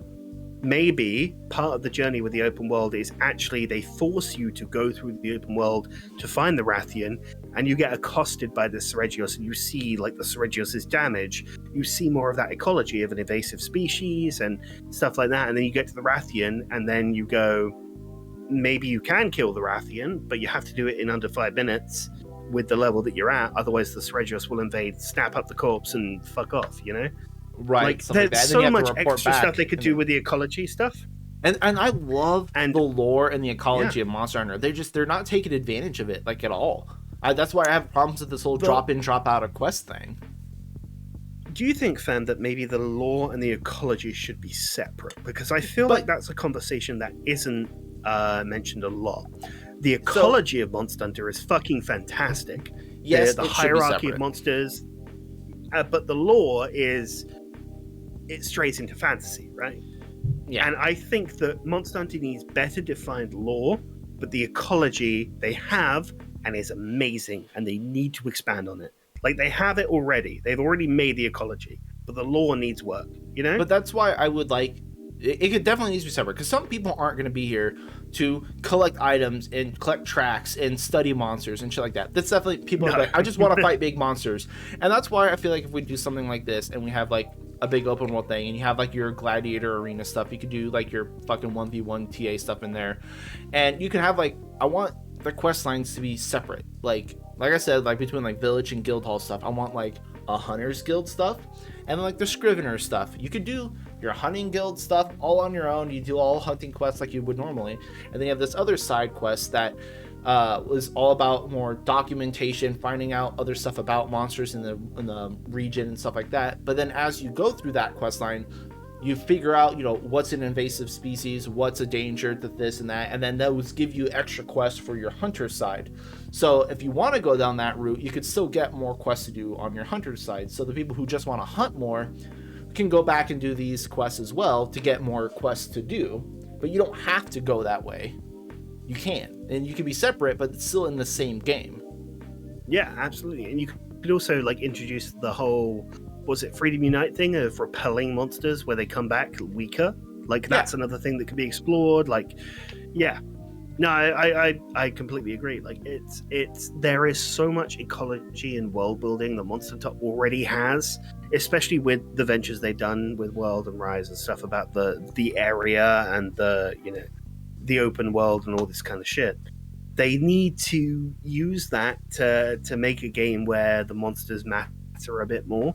And honestly, I mean, I mentioned in my video about how I would love just a simple monster that's based around combat, but also another point of view you could take is just like, well, hey, how about the movesets are the same throughout, but we just have this one mode of special arenas that you can always have.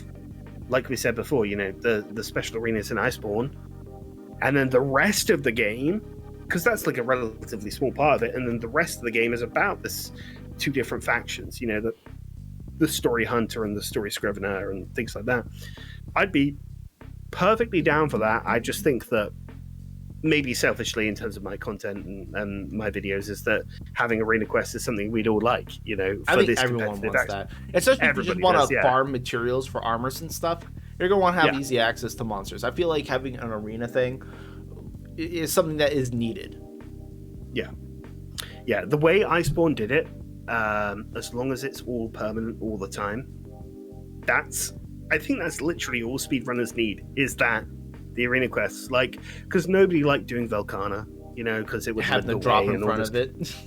Yeah, exactly. Like nobody liked doing the area hunts or anything like that. People loved Alatreon because it was in an arena, you know. Yeah. Also, it was a fucking magnificent fight. It saved Iceborne, to be honest. That fight and Master Rank Kolv. I love Master Rank Kolv. Dude, I did not touch Kolv. I went into Kolv. No, I did. I mean, I didn't touch it in terms of like learning the fight. I just went into it with friends. I think I did Master Rank Kolv exclusively. Little with friends. Bitter on base game Kolv. Yes, because I didn't really like her moveset. And also, I was kind of shying away from like any speed run that was above 5 minutes back in Iceborne.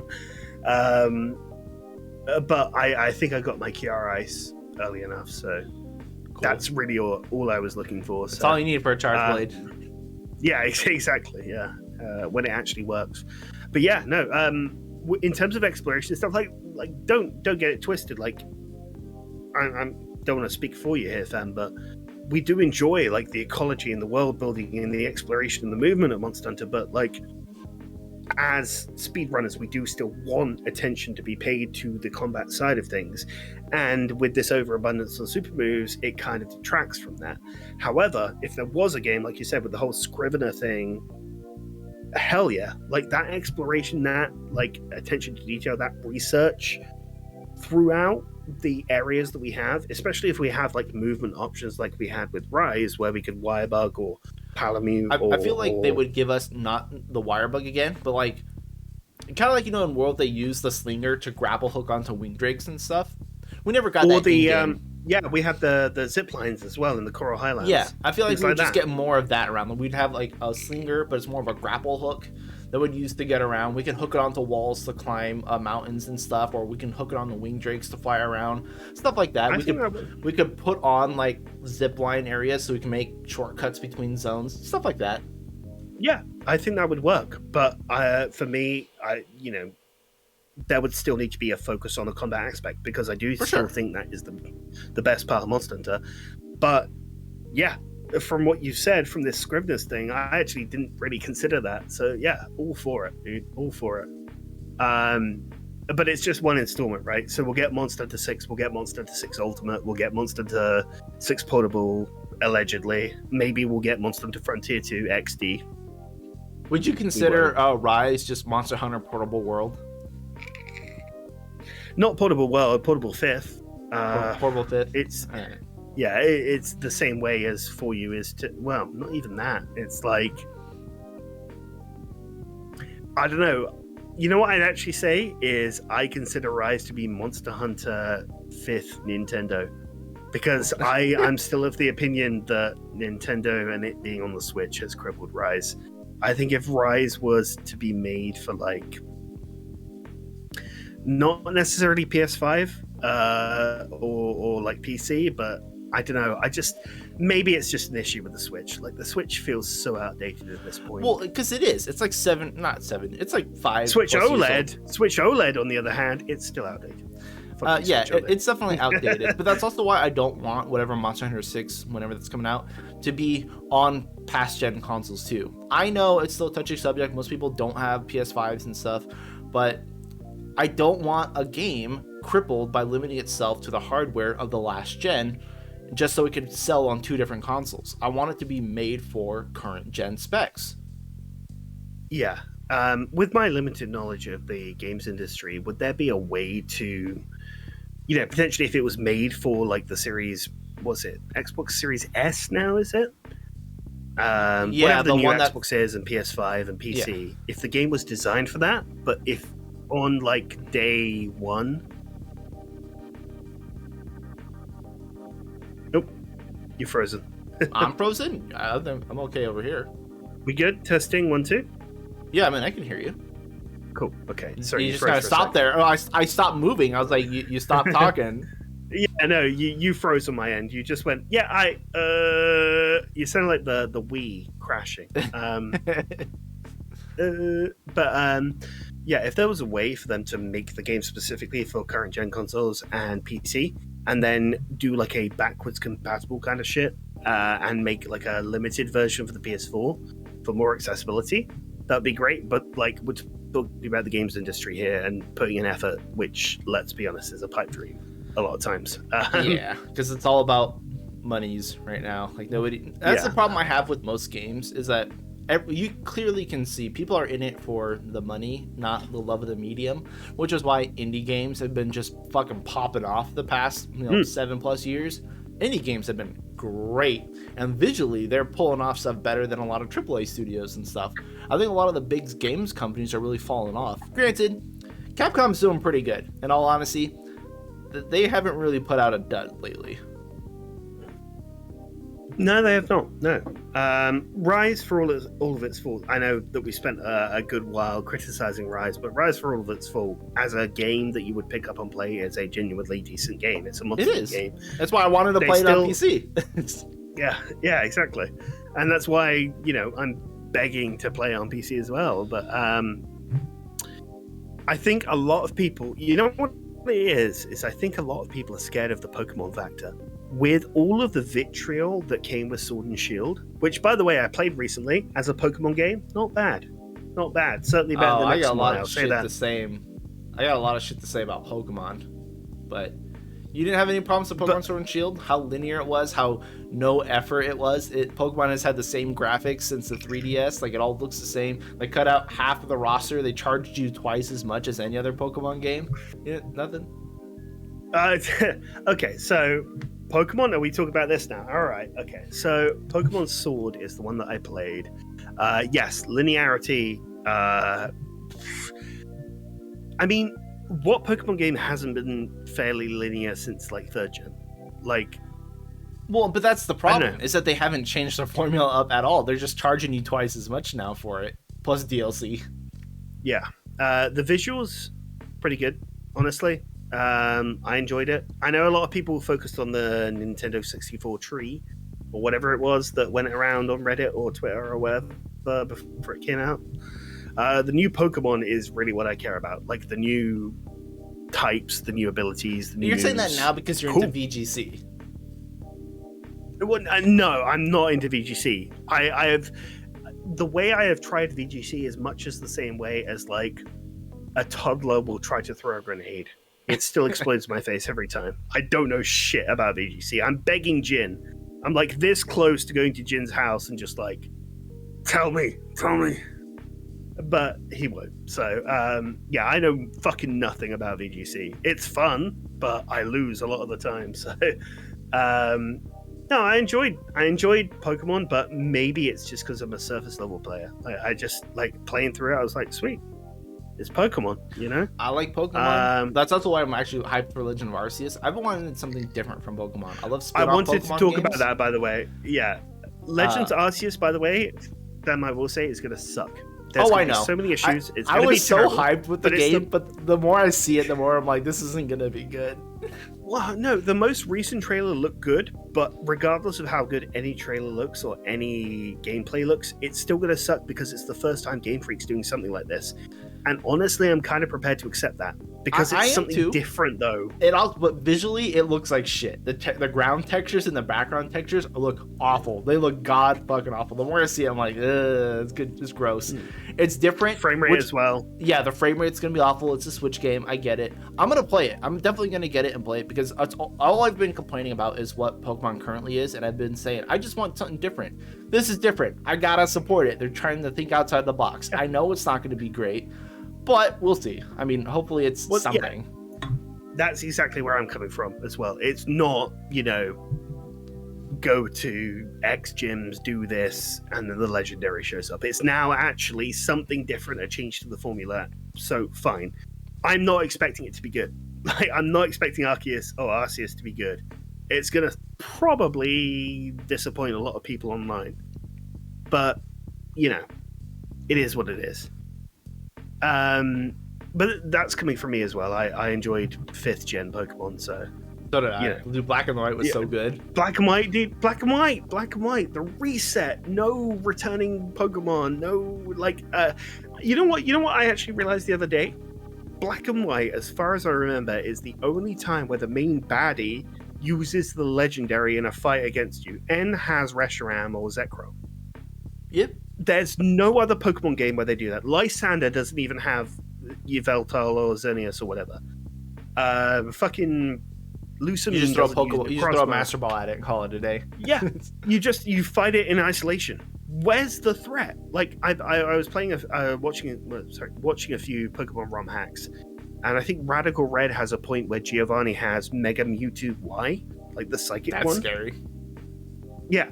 And he uses it against you, and that's actually a threat. Like, that's something they incorporated. Like, they have never done... I don't think they've ever done that in a Pokemon game aside from Black and White, where the antagonist has used the legendary. Do that more! Do that, please! Well, and Black and White was actually legitimately pretty difficult, too. Like, the scaling of gyms and stuff, it was really rough. Black and White 2 was hard. Lenora? Jesus. In Black and White 1, Lenora was the... second gym leader, and she had 2 Pokemon, but her final Pokemon had a move called Retaliate, which was a 60 or 70 base power normal move, but it would double its damage if something had died before it came in. So basically she had a 120, 130 base power move that she would just use against you constantly. So you had to deal with that when you're at level 20. Like, who does that? Crazy. Yeah, it's Miltank all over again. Jesus, yeah. But stuff like that, and then Black Mode, I think, had the actual hard option in a Pokemon game. Which can we get?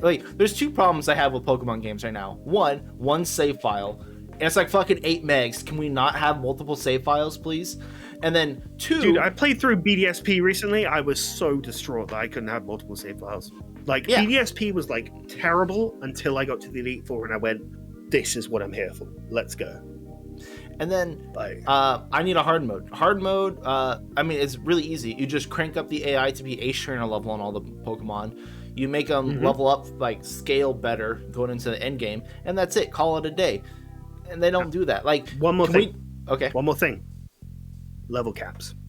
And cap your levels at the gym leader. Or just fucking level 50 cap. No. story-based level caps. Like, so your highest level cannot go past the ace. Your gym badge dedicates your highest level, not the highest level of the Pokemon that you're allowed to teach and let's train. say the first gym leader has an ace, like their final Pokemon is level 16. You can't go above, let's say, level 17. So you actually have to strategize. Wouldn't it be easier just to limit your level based on how many badges you have? Well, it's gym leader, like I said. So the level cap is based on the gym leader. So once you get the gym leader, then once you get the 8th gym leader, it's like, okay, now you can get to like level 80, and then the champion has like a level 80 Pokemon. And then once you beat it, then you get your level cap unlocked. I've been watching a lot of Pokemon challenges recently. He uses level caps, and I think he caps his Pokemon at the highest level of the gym leader's Pokemon. Right. Yeah, like that would be cool too. Like, I just need a mode in Pokemon that's like, I'm not 8 years old. I've been playing these games for 30 fucking years.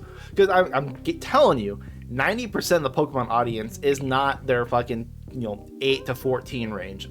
It's people who've been playing Pokemon forever. I think you have to think about it differently. 90% of the Pokemon audience might not be kids, but 80% of the Pokemon audience are not people who want a challenge like that. But if it was a toggleable, but just option, an option, like to give it there, I'd be all here for it, dude. That shit's so fun, by the way. One big change I had recently when I was playing through Pokemon was no items during battle and set mode, so no switch mode. So it doesn't say like, X trainer is sending in X Pokemon. Do you want to swap your Pokemon? Yeah. I never used to do that. I always used to have switch mode on, so I'd just breeze through. And I used to use items during battle. You change those two things. If you want to replay a Pokemon game, anybody who's watching, if you want to replay a Pokemon game, just change those two things, abide by those rules, and it revolutionizes the whole experience. Well, that's also why I like Nuzlocke runs, when you're really restricting yourself on what Pokemon you can catch and stuff like that. That makes Pokemon really fun. The problem is that it's a lot of community enforced stuff, and you can easily just do it on your own, it's fine, but I would like to see officially supported other modes to play. That was just a way. ROM hacks do it. I know Radical Red has an option where it's like, you want to enforce like the Nuzlocke setting. And that's why Pokemon ROM hacks are fucking amazing. Dude, there are some amazing Pokemon Gaia and I think Unbound are like the top two for me. I've been watching some streamers play through Gaia. And Gaia is like, it's up to 8th gen Pokemon. It's based around 3rd gen aesthetics, and it's all based around the Regis, like as the legendaries. Mm-hmm. It's a fucking amazing ROM hack. The only ROM hack I played. Oh, sorry. I was gonna say the only one I played was Uranium. Oh, my condolences. I recently saw a stream from the same streamer doing Uranium, and that's got like Fakemons, and the level up cap is like so slow. Yeah, but it was like one of the first ones, right? Wasn't it? Yeah, it was a long time ago. I think I played it like a decade ago.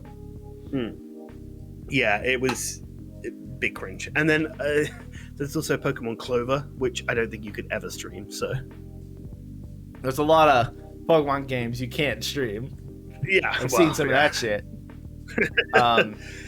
But anyway, so we kind of let's bring it back to the Monster Hunter conversation though. Is the whole Pokemon gimmicks relating to the Monster Hunter gimmicks, Dynamax, Z moves, Mega Evolution, needing to be a thing compared to Monster Hunter having this obsession with gimmicks. Like, just we don't need the gimmicks because nobody likes the gimmicks in Pokemon. Nobody likes the gimmicks of Monster Hunter. We don't need gimmicks. We need core, solid, good stuff. Foundation.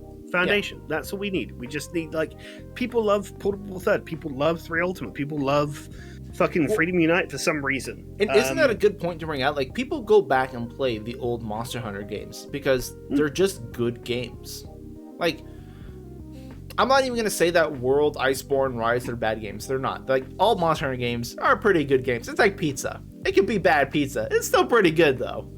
Well, pizza, chocolate, or sex, right? It's like, even though it's pretty bad, it's still pretty good. It's still pretty good. Like, you can't really complain too much. But, like, it just goes to show, like, you don't need the gimmicks to make the game. People go back and play 4U and 3U and Freedom Unite and stuff like that. They don't have gimmicks. I mean, I guess 3U's water is the thing, and I love water, but they don't have to have those. then there's also the other aspects. It's like people want to experience the unique monsters. Sometimes people just want to fight Lucent Naga or Abyssal Laggy or Diamoralis or Copper Blango for some fucking reason. They want to experience all this different shit, and which is unique to those games, and they don't need the gimmicks, Mm-hmm. Like, and going back and fucking fighting Seregios, which I love, but Steve. I have to deal with, dude, Steve needs to come back, man. He's such a good fight. It's fun. Seregios in general, just like Gormagala enjoyers, get the fuck out of here. Go listen to My Chemical Romance. I'm out here listening to fucking Metallica with my Seregios. Tetsukabra. Tetsukabra needs to come back, but good. Because that Drill charge Tusk move was a good fight. Yeah. Just do what they did with Rathlos and fucking give him the deviant moves. Yeah. I love Rise Rathlos, by the way. It's a good fight. And then, Zamtrios needs to come back. I'm so mad we got, like, the return of Juratotus, and we have, like, Beototus and stuff like that. Like, can we just not get Zamtrios back? Come on. Yeah, it's more frogs. Well, they still had, like, amphibians as well. They had Titranodon, and they went have... oh yeah, here's your amphibian, bitch. It's not the ones you wanted. I don't think we need Beototus or Juratotus in Rise. Like, we could have had either a new mud frog, or you could have just put Tetsukabra in. He's a mud frog. Let him fucking hang out there. Would have been fine. Yeah. I really miss those frogs, because they're like, there's the weird point where they're low rank, but like they're end of low rank monsters, and they have some pretty hard hitting moves, and they're pretty scary to fight in high rank too. And they have really good movesets. I just really like them. Yeah, no, I think Zam needs to come back. Because like we get to the point, Monster Hunter, so many monsters. That's the problem with like what World had and what Rise has, is like when you get to high rank, you only ever fight like 6 monsters, like 4 or 5 monsters tops. Because even the low rank monsters, like when they're in high rank, they're not a threat. They die at like a minute. They have like one new move. It's like a big deal. Whatever. We need to have more monsters that are just scary, even in high rank, even though like they were a low rank monster. We need to have more stuff to fight that gives us a reason to fight. We don't want the like World Syndrome where we're fighting 5 Elder Dragons on repeat and that's it. Or like Rise where we fight like Rajang, Rakna-Kadaki, Rathalos, Gosarog, Ragnar. Oh like no, that's it. And like Magnamalo. Rakna-Kadachi is like one of the worst monsters I've ever seen, because he just has no usable hit zones unless you're melee and you could swing at his legs. But Ragnar could have been so good for one weapon if it wasn't for one thing. His head tucks inside his stupid fucking face. Rakna-Kadaki is Charge Blade bait. Huge monster, slow to turn around, big old SAD target. The files for SAD because they don't really reach them. They don't hit. She's up on the ground and you slam out an SAD and nothing happens. She could have been so good if Charge Blade had been fixed. Like, Ragnar would have been one of the best matchups. Actually, Fem, 1 second here. Cut here. Forgot what we were talking about. Rakna-Kadaki. Hit Rakna-Kadaki. Yeah. So, did you know? I don't know if you know the Rakna-Kadaki fight from a gunner perspective. His only good hit zone is his face, and his face is tucked behind his little claws, kind of like how Nursilla is. And his face is not a hittable hit zone while it's in his claws. Like, even if you pierce through it, nothing. His head has to be out for his head to actually count as a hit zone. Oh yeah, so there was a video that came out, I think about a month after Rise's release, that showed how you can cut the threads on the arachnoids to trip trip it up. Yeah. And then its head would be exposed. But for Charge Blade players, if you used an AED and the head went back in, the files wouldn't explode, they'd be consumed, they just wouldn't do any KO damage. Basically, you just can't KO Rakna-Kadaki. Because as soon as the animation starts where his head starts to retract, the head's gone. Yeah. It's not a hit zone. Yeah. Yeah, it's really stupid. It could have been so good for like blunt fixed damage. Yeah. Like Gun Lance or Charge Blade. But there's just so many small things that just make it not, Yeah, and Rise has just got that issue where like a lot of the end game monsters are just a pain to fight, or you just don't fight them because the only thing to do in Rise, unfortunately, is to fight the Apex monsters and then to grind charms, because well, no one's gonna grind charms on PC. But that was it. That's all there was in Rise. And it's like, you could say a similar thing for like World and whatnot, but World at least had tempered all the monsters, and you could fight all the monsters and have a bunch of different quests with different monsters in them, and you're just trying to gather decorations. And you have like a grind to get decos, and I wouldn't say it's the best like mechanic around, but it's a lot better than fucking charm RNG. Well, like, yeah, considering that you don't get charms from quests like you did get decos from tempered quests, you know? You're right. And then, like, you could finish a tempered quest, get your decos, and then you could go meld more. Like, you had that option. Right. To streamline it. Whereas now, you just have to do any quest with any materials, and most people would just deviate to the highest value materials, which is what? Valstrax, Goose, and Nawa, and then go from there. And you just grind that, which is really annoying. I really hope, like, Monster Hunter 6 adds a... I would like to see deco farming to be a thing again. I like the idea that we could just buy decos from the vendor, but I don't like that you could buy all the decos from the vendor. You can buy literally like everything, except like 2, which is of course gunner specific. There was rapid fire up and like mighty bow. Oh, really? They didn't give you mighty bow? I know they gave rapid fire up. The only way you can get mighty bow and Rise is the arena headpiece. There is no charm for it. There's no charms can't roll it. There's no deco. You have to dedicate your entire head slot for it. Oh no! Really? Yeah, that's the only way to get it. It's stupid. But so like, that brings up like 2 points as well, because like mighty bow being like a weapon specific deco, I feel like there should be more weapon specific skills, but they just need a grind to get to. You know how we had the weapon usage things where it's like, oh, you unlocked a switch skill because you made 8 gun lances or whatever. Right. There needs to be a skill like in Frontier where they had hidden. I don't know if you're familiar with that, but where if you grinded that out, you get a weapon specific skill. Right, a deco for the weapon. Yeah, basically Frontier had mighty bow, but for every weapon. So like if you were wielding a greatsword, you got 30% extra attack, high grade earplugs, and then it would also speed up your charge levels and things like that. What was the other one? Tonfa would have an extra gauge added onto its combo gauge and things like that.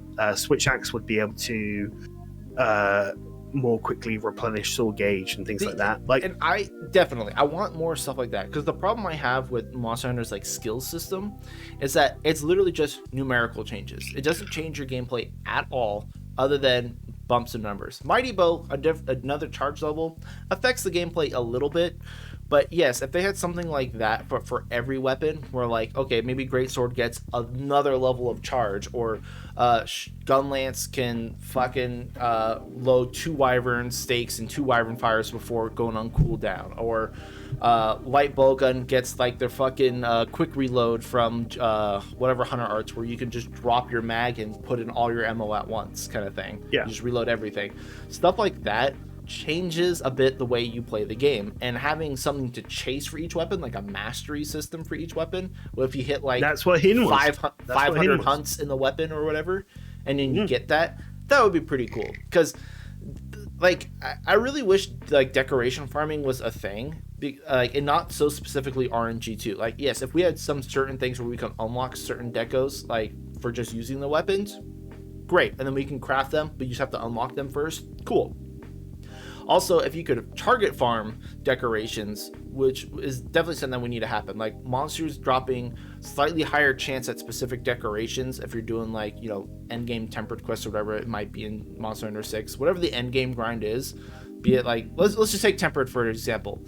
If you were to do a tempered quest, and the tempered quest consists of like Anjanath, Ruin or Nurg or whatever, and like a Tobi Kadachi. And Anjanath could have a slightly higher drop rate for fire-based decorations, like, you know, fire attack up, bombs, blasts, whatever. Tobi Kadachi could have like thunder res, thunder, pierce up, whatever, just random shit. And like Ruin or Nurg would have like attack up, regenerator, vitality up, stuff like that. And then those like added percentages would get put into the quest. You have a higher chance of getting those decos compared to other stuff based on the monsters you hunt. You can actually target farm what monsters you want, and you won't be stuck farming like the easiest monster, the one that has the highest points to convert into decos or whatever. You actually have to go around and fight other things to get all the stuff that you want. They need to do something like that. Yeah. One argument I made as well is the hardcore system, again from Frontier, but translated into, mainline. So What's the that? hardcore system was basically arc tempered, but for everything. Yeah. So you would go out into a quest and you'd fight a hardcore Cephadrome.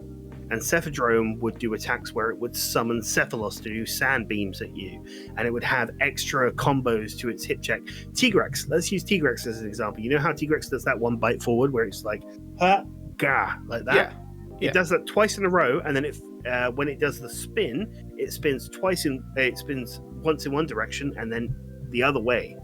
And sends out so it's like an arc tempered monster. They have expanded movesets and stuff. They have the moveset, but just a bit more. Moveset point 2, they have a bit extra more. But the main thing about this is the hyper sort of loot table is that upon fighting a hardcore Tigrex, you would get hardcore Tigrex materials, or a rare drop, a GHC as we call it, G rank hardcore material, which was like a 1%, which of course was Frontier and whatever, adjust the percentages, but that was a thing. You got exclusive materials, exclusive equipment, exclusive loot, exclusive this from hunting a fodder monster. Let's be honest, who hunts Tigrex in Rise right now? Yeah. It adds that value to low tier monsters and lets you make equipment that can be used, and they could be all sorts of things. That could be how you do your layers as well. You have to get the specific monster parts from those monsters to make the layers. Like, they could do a lot of stuff like that. And I think that's a great idea. Like, I'm really annoyed that World didn't eventually have arc tempered all the monsters, or at least all the tier 2 and the elders. I hate the fact they were cowards about it and they went, hey, here's a tempered Devil Joe, when they really meant arc tempered Devil Joe, Right. Like, I hate the fact they shied away from that. Like, just put that modifier on everything else. Do it.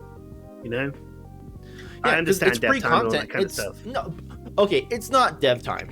We've gone through the Monster Hunter files so many times in the world. It's literally a checkbox to say it. Yeah, dude, it's arc tempered. I will say. So I was a denier of this, but I think like months before 18 Nerd came out, somebody checked the box for arc tempered on Gigante, and he had the Pepe Gus slam. Yeah, we had to fight early. I looked at it, I went, nah, that's not right. And then 18 Nerd came out, and I went, oh shit. Yeah, it's literally just a checkbox. Like, and then like making new moves for monsters, not that big of a deal. Fandorus has been doing a great job at like changing movesets and stuff. He's not working on it so much lately, but it's not that hard. All they do is add like 2 moves to a monster. Imagine with the dev tools, you check a box, you make a new move, bam, 18 monster. If one person like modders can do it in a couple hours a day, maybe, they could dedicate a little bit of time adding in arc tempers. Do you imagine if World and Iceborne just got slow updates of like every week, every other week, just one new arc tempered monster came out? That would have been fucking awesome. Guess what, fam? That was Frontier. Hey, guess what? This week, a new hardcore monster came out. Literally, that's what it was. Yeah. And people wonder why I talk about the game so much, because that's what happened. You would fight hardcore monsters, and in some cases, actually, I think Harudomeragu had less health, but it did more damage. So it was actually a glass cannon. So they changed that shit. It's not, I don't know. Maybe it's me getting into my own head and thinking like, oh, Cera talks about Frontier a lot, so no, but that's a great system. He's a Frontier boomer. But like, it's a legitimately good system. Like, actually allocating importance to like Puke, right? We'll use Puke or Kuluyaku or Yankaku or whatever. Imagine if, how everybody in GU went to the Rathalos gear in G-Rank and they were like, oh, it's got weakness exploit, attack up, blah, blah, blah. Yeah. Imagine if after a bit of grinding, like a tiny bit of grinding, you could unlock Kutku, which has those skills like Rathalos, but also has like maybe a bit of crit eye or maybe a bit of a bit more attack boost or a bit more something, evasion maybe, or anything, agitator, because it gets mad when people throw sonic bombs at it. Who knows? Pro transporter, yeah, exactly. No, that's Kulu. Kulu would have pro transporter 5. Yeah, pick up an egg and just go home. But like, you could have, like, not all of them are going to be meta relevant, but you could have relevance to monsters beyond G rank. You could have G rank hardcore, G rank, seasoned monsters that actually have relevance. After beating, let's say 20 Puke, you could get access to the Alpha Puke, who could actually give you, maybe an upgrade to your weapons or an augment or something. Yeah, I think doing like an augment system would be a good idea to tie behind, like an Apex system like that, where you have to go back and fight some of the lower tier monsters, but they have the stats and the movesets as if they were a hard G rank high threat monster. Yeah, because then you know what that would do is that would force you to learn the moveset of the monsters. Because let's be honest, in Iceborne, most of us just stunlocked a Puke to death. What if you actually had to care about its moveset? How many Shrieking Legiana did you fight? One? Like, how many? Did you wore a even know mask every single time I met Shrieking Legiana? I avoided it. I was like, oh no, I don't want to get fucking corona cancer. Leave me alone. What was the name of the paralysis lizard in Viper? In Rotten Vale. Gyros. Yeah, Great Gyros. How many Great Gyros did you ever fight? One for the story that you had to? As many times as ice needed for the gun lance, and that was it. That's the most Gyros there's a lot of monsters you just don't fight. Lava Seoth, you had never had any point to fight that thing ever. But that's what the hardcore system did. And they need to do that. Yeah, I get it. No, I totally get it. That's what. Goddamn hiccups. That's why going forward in Monster Hunter 6, they need to have systems like that where they give you incentives to go back and fight some of the monsters, because we're stuck right now in the loop where we fight the same 5 or 6 monsters over and over again. I think it's not just that though. You do have to care about the movesets of the monsters. Like, I think that's the big part of it. I don't know. Like, you do have to care about if Puke swings his tongue around, because in Iceborne you could just take the hit and go whatever. But if this Puke was a threat and could, maybe if he hit you with his tongue, you'd be pinned, and then he'd follow up with an attack, you'd actually have to care about dodging it. Yeah, for sure. Whereas, like that, putting importance onto low rank monsters like this, kind of how they did with the Final Fantasy Kulu as well, where like if you got hit, you got stunned. You know that fucking Crystal Kulu, man. Yeah, stuff like that. I love that fight. Crackhead Kulu, yeah, exactly. And like things like that, like small things they could do to make lower tier monsters more accessible, or more threatening. Actually, would be the word. Sorry. And to give them more relevance in the endgame grind would be something we love to see. Of course, this has gone from like, oh, hey, here's our Google Doc, and now it's gone like through the floor because we just go on tangents of stuff. We've gone on, but I think it could be really cool though. Obviously, so again, we know Monster Hunter 6 is coming out. We're probably going to get a trailer. I'm guessing at either, if not this year's E3. Well, no, because Rise won't even. It's gonna have to be after Sunbreak is out. I'd say at the very least, a year after Sunbreak. I don't think it's gonna be a year. You think so? I don't think so. After Sunbreak comes out, which is gonna be in August, I'm pretty sure. Yeah, they said summer 2022, which means August 31st. I thought they said. Oh no, they said spring for the updates. Yeah. It's August. It's gonna be August 31st, last day of August or whatever. Because that's what they mean when they say summer. It's like the last possible instance of summer. So after that, I believe probably no more than 6 months they're gonna have a trailer for Monster Hunter 6. Because they're not gonna continue to update Sunbreak. I don't think they will. You don't think so? Okay. Because like we don't really have a frame of reference, because all of the update like styles have been different, right? Because like with 4U, they had a trailer every month about what came out. With GU, they did nothing, I guess. Not a with whole World. lot. No, with World. World was like once a month we had something. Yeah, for a while. Then we had a period of like 3 months of nothing. Then the 18 like Ryozo sitting down like, hi, I'm Steve Jobs, that whole trailer thing. So there's no like consistency, nothing that we can glean from it to understand what they'll be doing with Sunbreak. All we have right now is Malzeno and Luna Garon, I think. Yeah, Luna Garon. So I'm assuming between now and the release we'll probably get 4 more like quick 1-minute updates, like, hey, here's a new monster, or here's like a new story bit, and we're gonna get a bunch of that, which is gonna be annoying because like I said, they're gonna spoil all the roster before the game comes out. And then I feel like after the game comes out, we'll get like 2, maybe 3 major updates like a month apart, kind of like how we did with Base Rise. And then we're going to get nothing for a few months, and then we're going to drop the trailer and say, hey, Monster Hunter 6 is coming out, and then it'll be like fall of 2023. That does sound feasible. I just hope with Sunbreak they actually give us event quests that give us gear, because that is not something we have had throughout Rise, and that is something that has always been there with every Monster Hunter game. But my problem is with World's system of doing that. It was a power creep, which had, because they treated World like a live service game. They had to keep introducing new monsters and new gear, but the gear had to be on par or better than the previous gear, because then there'd be no reason to use it. And then they give you like your guided lands, extra materials and stuff like that to slowly upgrade stuff. And the power creep got way too out of hand. And I feel like if they do that with Sunbreak, like I don't want to see that again. Like, I really don't. I get it, because like we had Behemoth armor and we had like, Fatalis and AT Xeno. Oh my god. Yeah, AT Xeno, but like I suppose with minimalistic upgrades, we also had like Star Knight, where it was like one piece was relevant for speedrunners.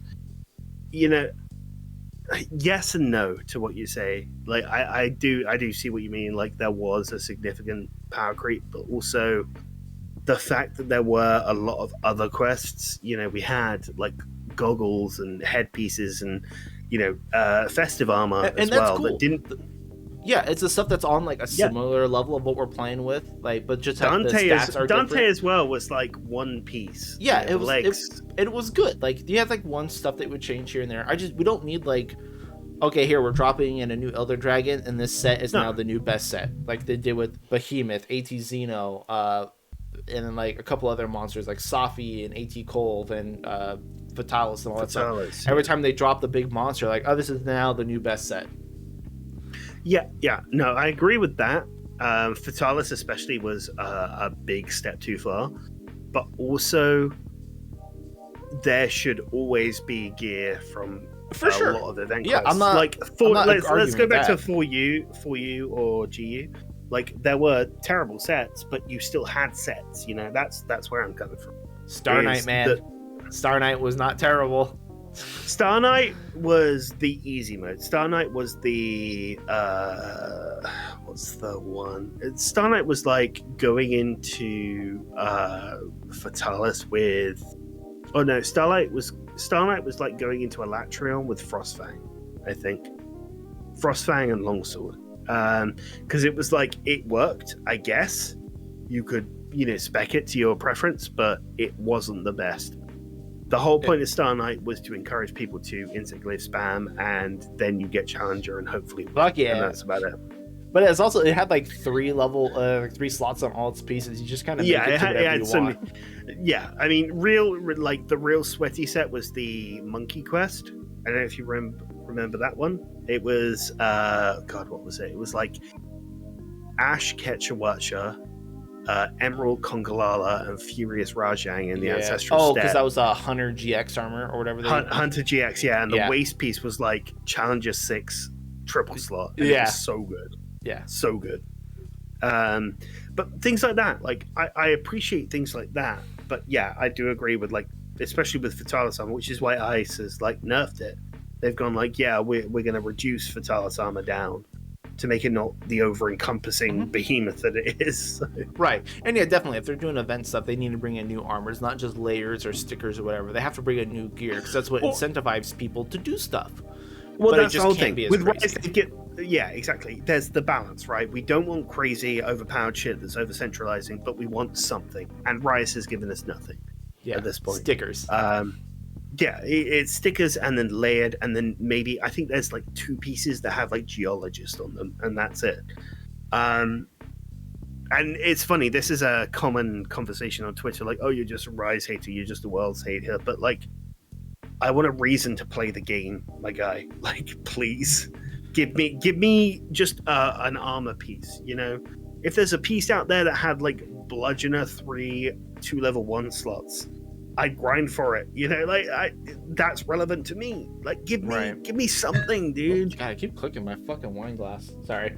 Yeah, like just some reason to hunt is the thing. It's like after you finish Monster Hunter and like you do your story and stuff, like you're literally fighting the same monsters for what? To get decorations to fight the same monsters faster. Like that's literally all there is the game. Give us a reason to go out and grab stuff. Like, exactly. Isn't the whole reason to fight different monsters for a different reason? Like, maybe you want to fight, like you said with the whole Anjanath thing, like, maybe you want to fight an Anjanath to get a better chance of fire decorations. You know, like, give us a reason to explore the roster. Like, don't make us, like... There was the one thing with the whole Hunter Rank 999 grind. A lot of people assumed that the best option in Iceborne was to do Tempered Ruiner in the Guiding Lands, but then the Crown quest came out, and then if that's your goal, getting Hunter Rank 999, you would just be hunting either 5 monsters or 1 monster over and over and over. Like, give us a reason to get gear or get something. At this point, maybe give us a benefit for more Hunter Rank at this point. That's slippery slope. What kind of benefit would you think? Oh, I got an idea, because it doesn't directly impact gameplay. So if you had more Hunter Rank, what if you just had more access? Oh, go ahead. Actually, before you say something, because you've come out with this and you're probably more informed than I am, I would say the more Hunter Rank you get, the more percentage you have of getting rare drops. I'll say that. That would work. I wouldn't hate that. I was gonna say more Hunter Rank with because you're with more rank, you're more prestigious in the guild and stuff. What if you had more access to trade slots to multiply items, for melding slots, for stuff like that, to do all the facility stuff quicker? So, like, if let's take Rise, maybe you have more charm slots. Yeah, you have more slots to fill up for charm decorations, or for like, because you can only send out like 3 cats to go do trade stuff. What do you unlock more trade slots with higher rank? So you can trade more, you can get more materials, you can meld more materials with your Hunter Rank.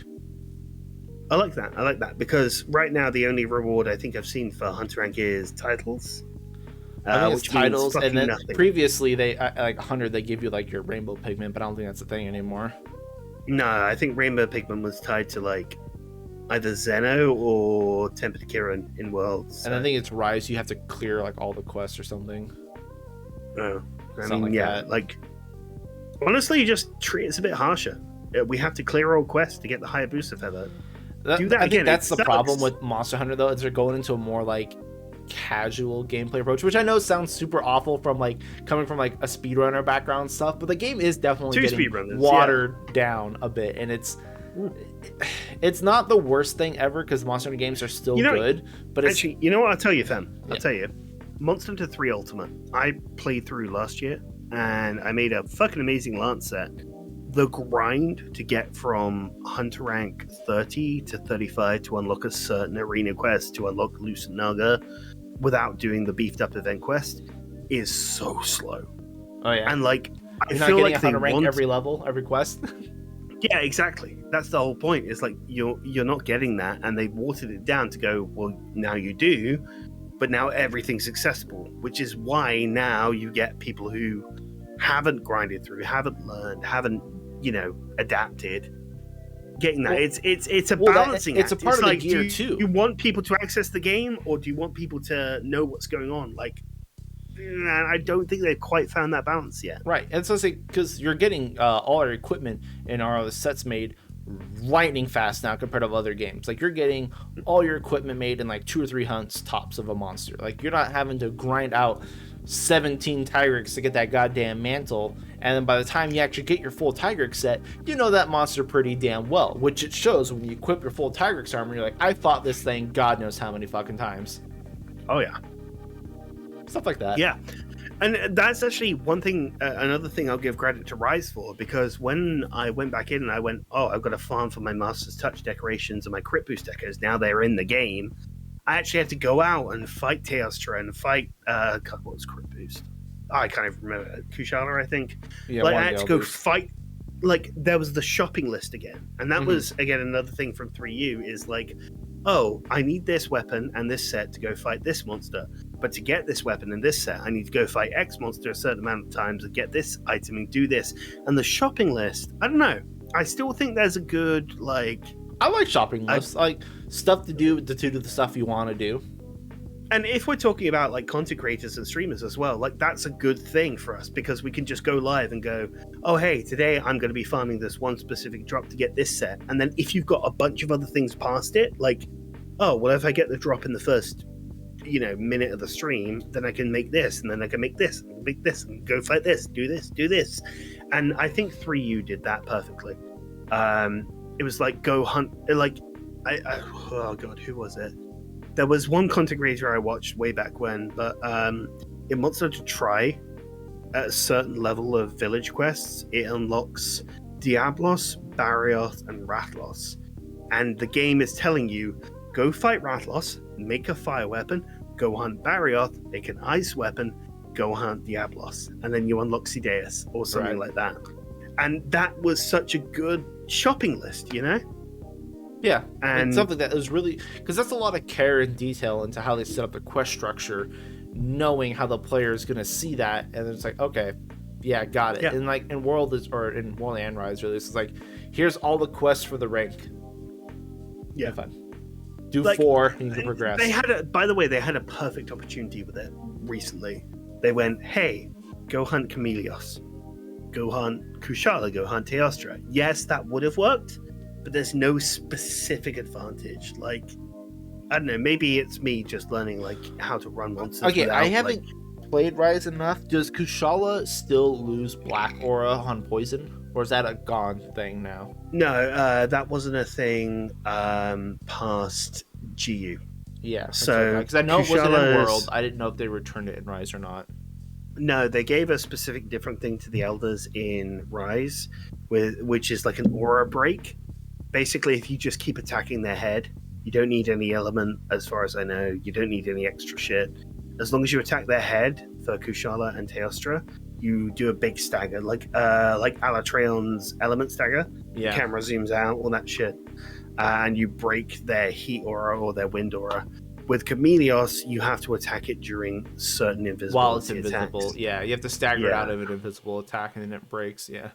Yeah, so Okay, I they've just didn't added know if that they in. did that, because that was the cool thing. Like in 4U and stuff, like mounting Teostra would reset his supernova timer, which was a scary thing back in the day, not a thing anymore.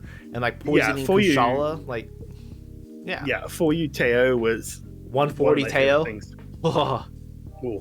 Because 140 Teo also changed as well, because he'd like get the aura all over his body, where before it would be on his head. Yeah, Like, so you that just was always have so- fire aura on you.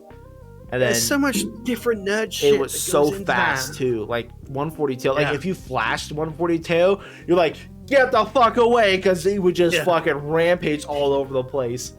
Yeah. And also, he had his back leg as a weak spot to ice, so you could camp on that shit with an I insect forget glaive. who I talked before, but I liked older games where it wasn't just, hey, swing at the head.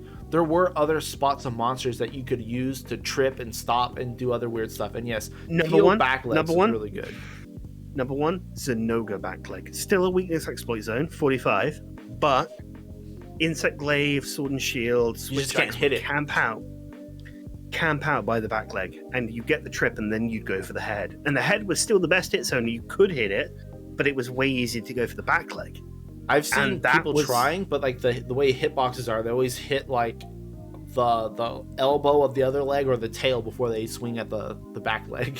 Nah, that's my favorite way to like strike a sword and shield against Hyper Zenoga. You just camp the back leg, and it's not the most optimal, but it's still very fun because you have to play around like Zenoga's movement and stuff like that. It's so good.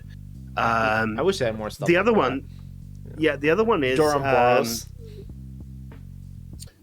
Duramboros. Oh yeah, Duramboros. You just focus on the legs, even though you know none of its hit zones are good. Fucking Lunastra in World or Iceborne or whatever. Yeah, her back legs. Just back legs with gun lance. Like the only time long gun lance has ever been good. You just plant a worm stake in the back, and then you just spam shells and she trips and you win, and that's it. It's like classic Long Gun Lance gameplay. Did you know Duramboros has a 30 element hit zone for Thunder on his head? Yes, no, I did actually, but I never used it because Element in 3U is fucking garbage. Yeah, I just thought that was interesting. I was like, oh, because his head's like a metal, like a magnet kind of thing. And like he's weak to fire everywhere else, but his head's weak to thunder. I was like, huh. I like having monsters that have different hit zones and stuff that you can actually decide whether or not you're going to use. I think, it's funny. I think in the earliest Monster Hunter games, like maybe Freedom Unite, but maybe earlier than that, Rathalos' weakest element zone was fire on its back. Fire for Rathalos on its back. Yeah. Interesting choice. Yeah. I mean, anything before Freedom Unite, I think, was more a case of just like, yeah, whatever. We'll just slap a number. We're just on winging there. it. Yeah, exactly. But yeah, shit's fucking crazy. So you want to call it here, which is about hitting the 2-hour mark? I was gonna say, yeah, we've been talking for a while. I think we covered everything on the topic. Pretty much, kind of branched around, but oh no, we went on tangents again. Who would have thought? All over the place. I know, right? Still point, right? Yeah. Never know where it's gonna end up. Well, assuming that we're still recording, Fem, any closing words? I really hope Monster Hunter 6 is good. I hope it's not just I hope it's not a past gen game. I hope it comes out on PC simultaneously as well as PS5. And I really hope Rise gets fixed so I can play Rise. That is one thing I will say. Actually, that is one point I did want to make, is that what we've had is we had world release on PC, Iceborne release on PC, Rise release on PC. Now Sunbreak is going to be a simultaneous PC and console release. Yeah. Which maybe a couple of things down the line, maybe we'll get cross-save, cross-play down the line, but Sunbreak being a simultaneous release, and we also had the simultaneous release on Stories too, as well. Right. Means that maybe a lot of people will forsake the console, which I'm definitely going to be doing PC for Sunbreak as long as I can get access. Maybe that's going to be a point down the line. So that is one thing I did want to mention, hopefully. And hey, Capcom, fix it. Let me play Rise on PC, please. Adam, please, I'm bored. Please. I'm gonna have to play DS3 at New Game Plus 3. And Salt Sanctuary. You gotta start playing other games, man. Yeah. Please, Capcom, I'm begging you. But yeah. No, that's about it. Yeah, enjoyable. Okay. Very good. 2-hour podcast. Yeah, 2 hours. So also awesome to have you hang around, Sarah. Love chatting. Can just go on rants forever, it seems. Dude, I think if you put us in the Shakespeare thing where they put monkeys in a room with 1,000 typewriters, that's us right now. Pretty much. I mean, I could talk about games forever. I love talking about games and shit. But yeah, I'll let you go. You gotta go to sleep, work in the morning, all that stuff. But I'll catch you around. Thanks for hanging around, Sarah. I appreciate it, man. My pleasure, dude. My pleasure. All right. Peace all. Good night.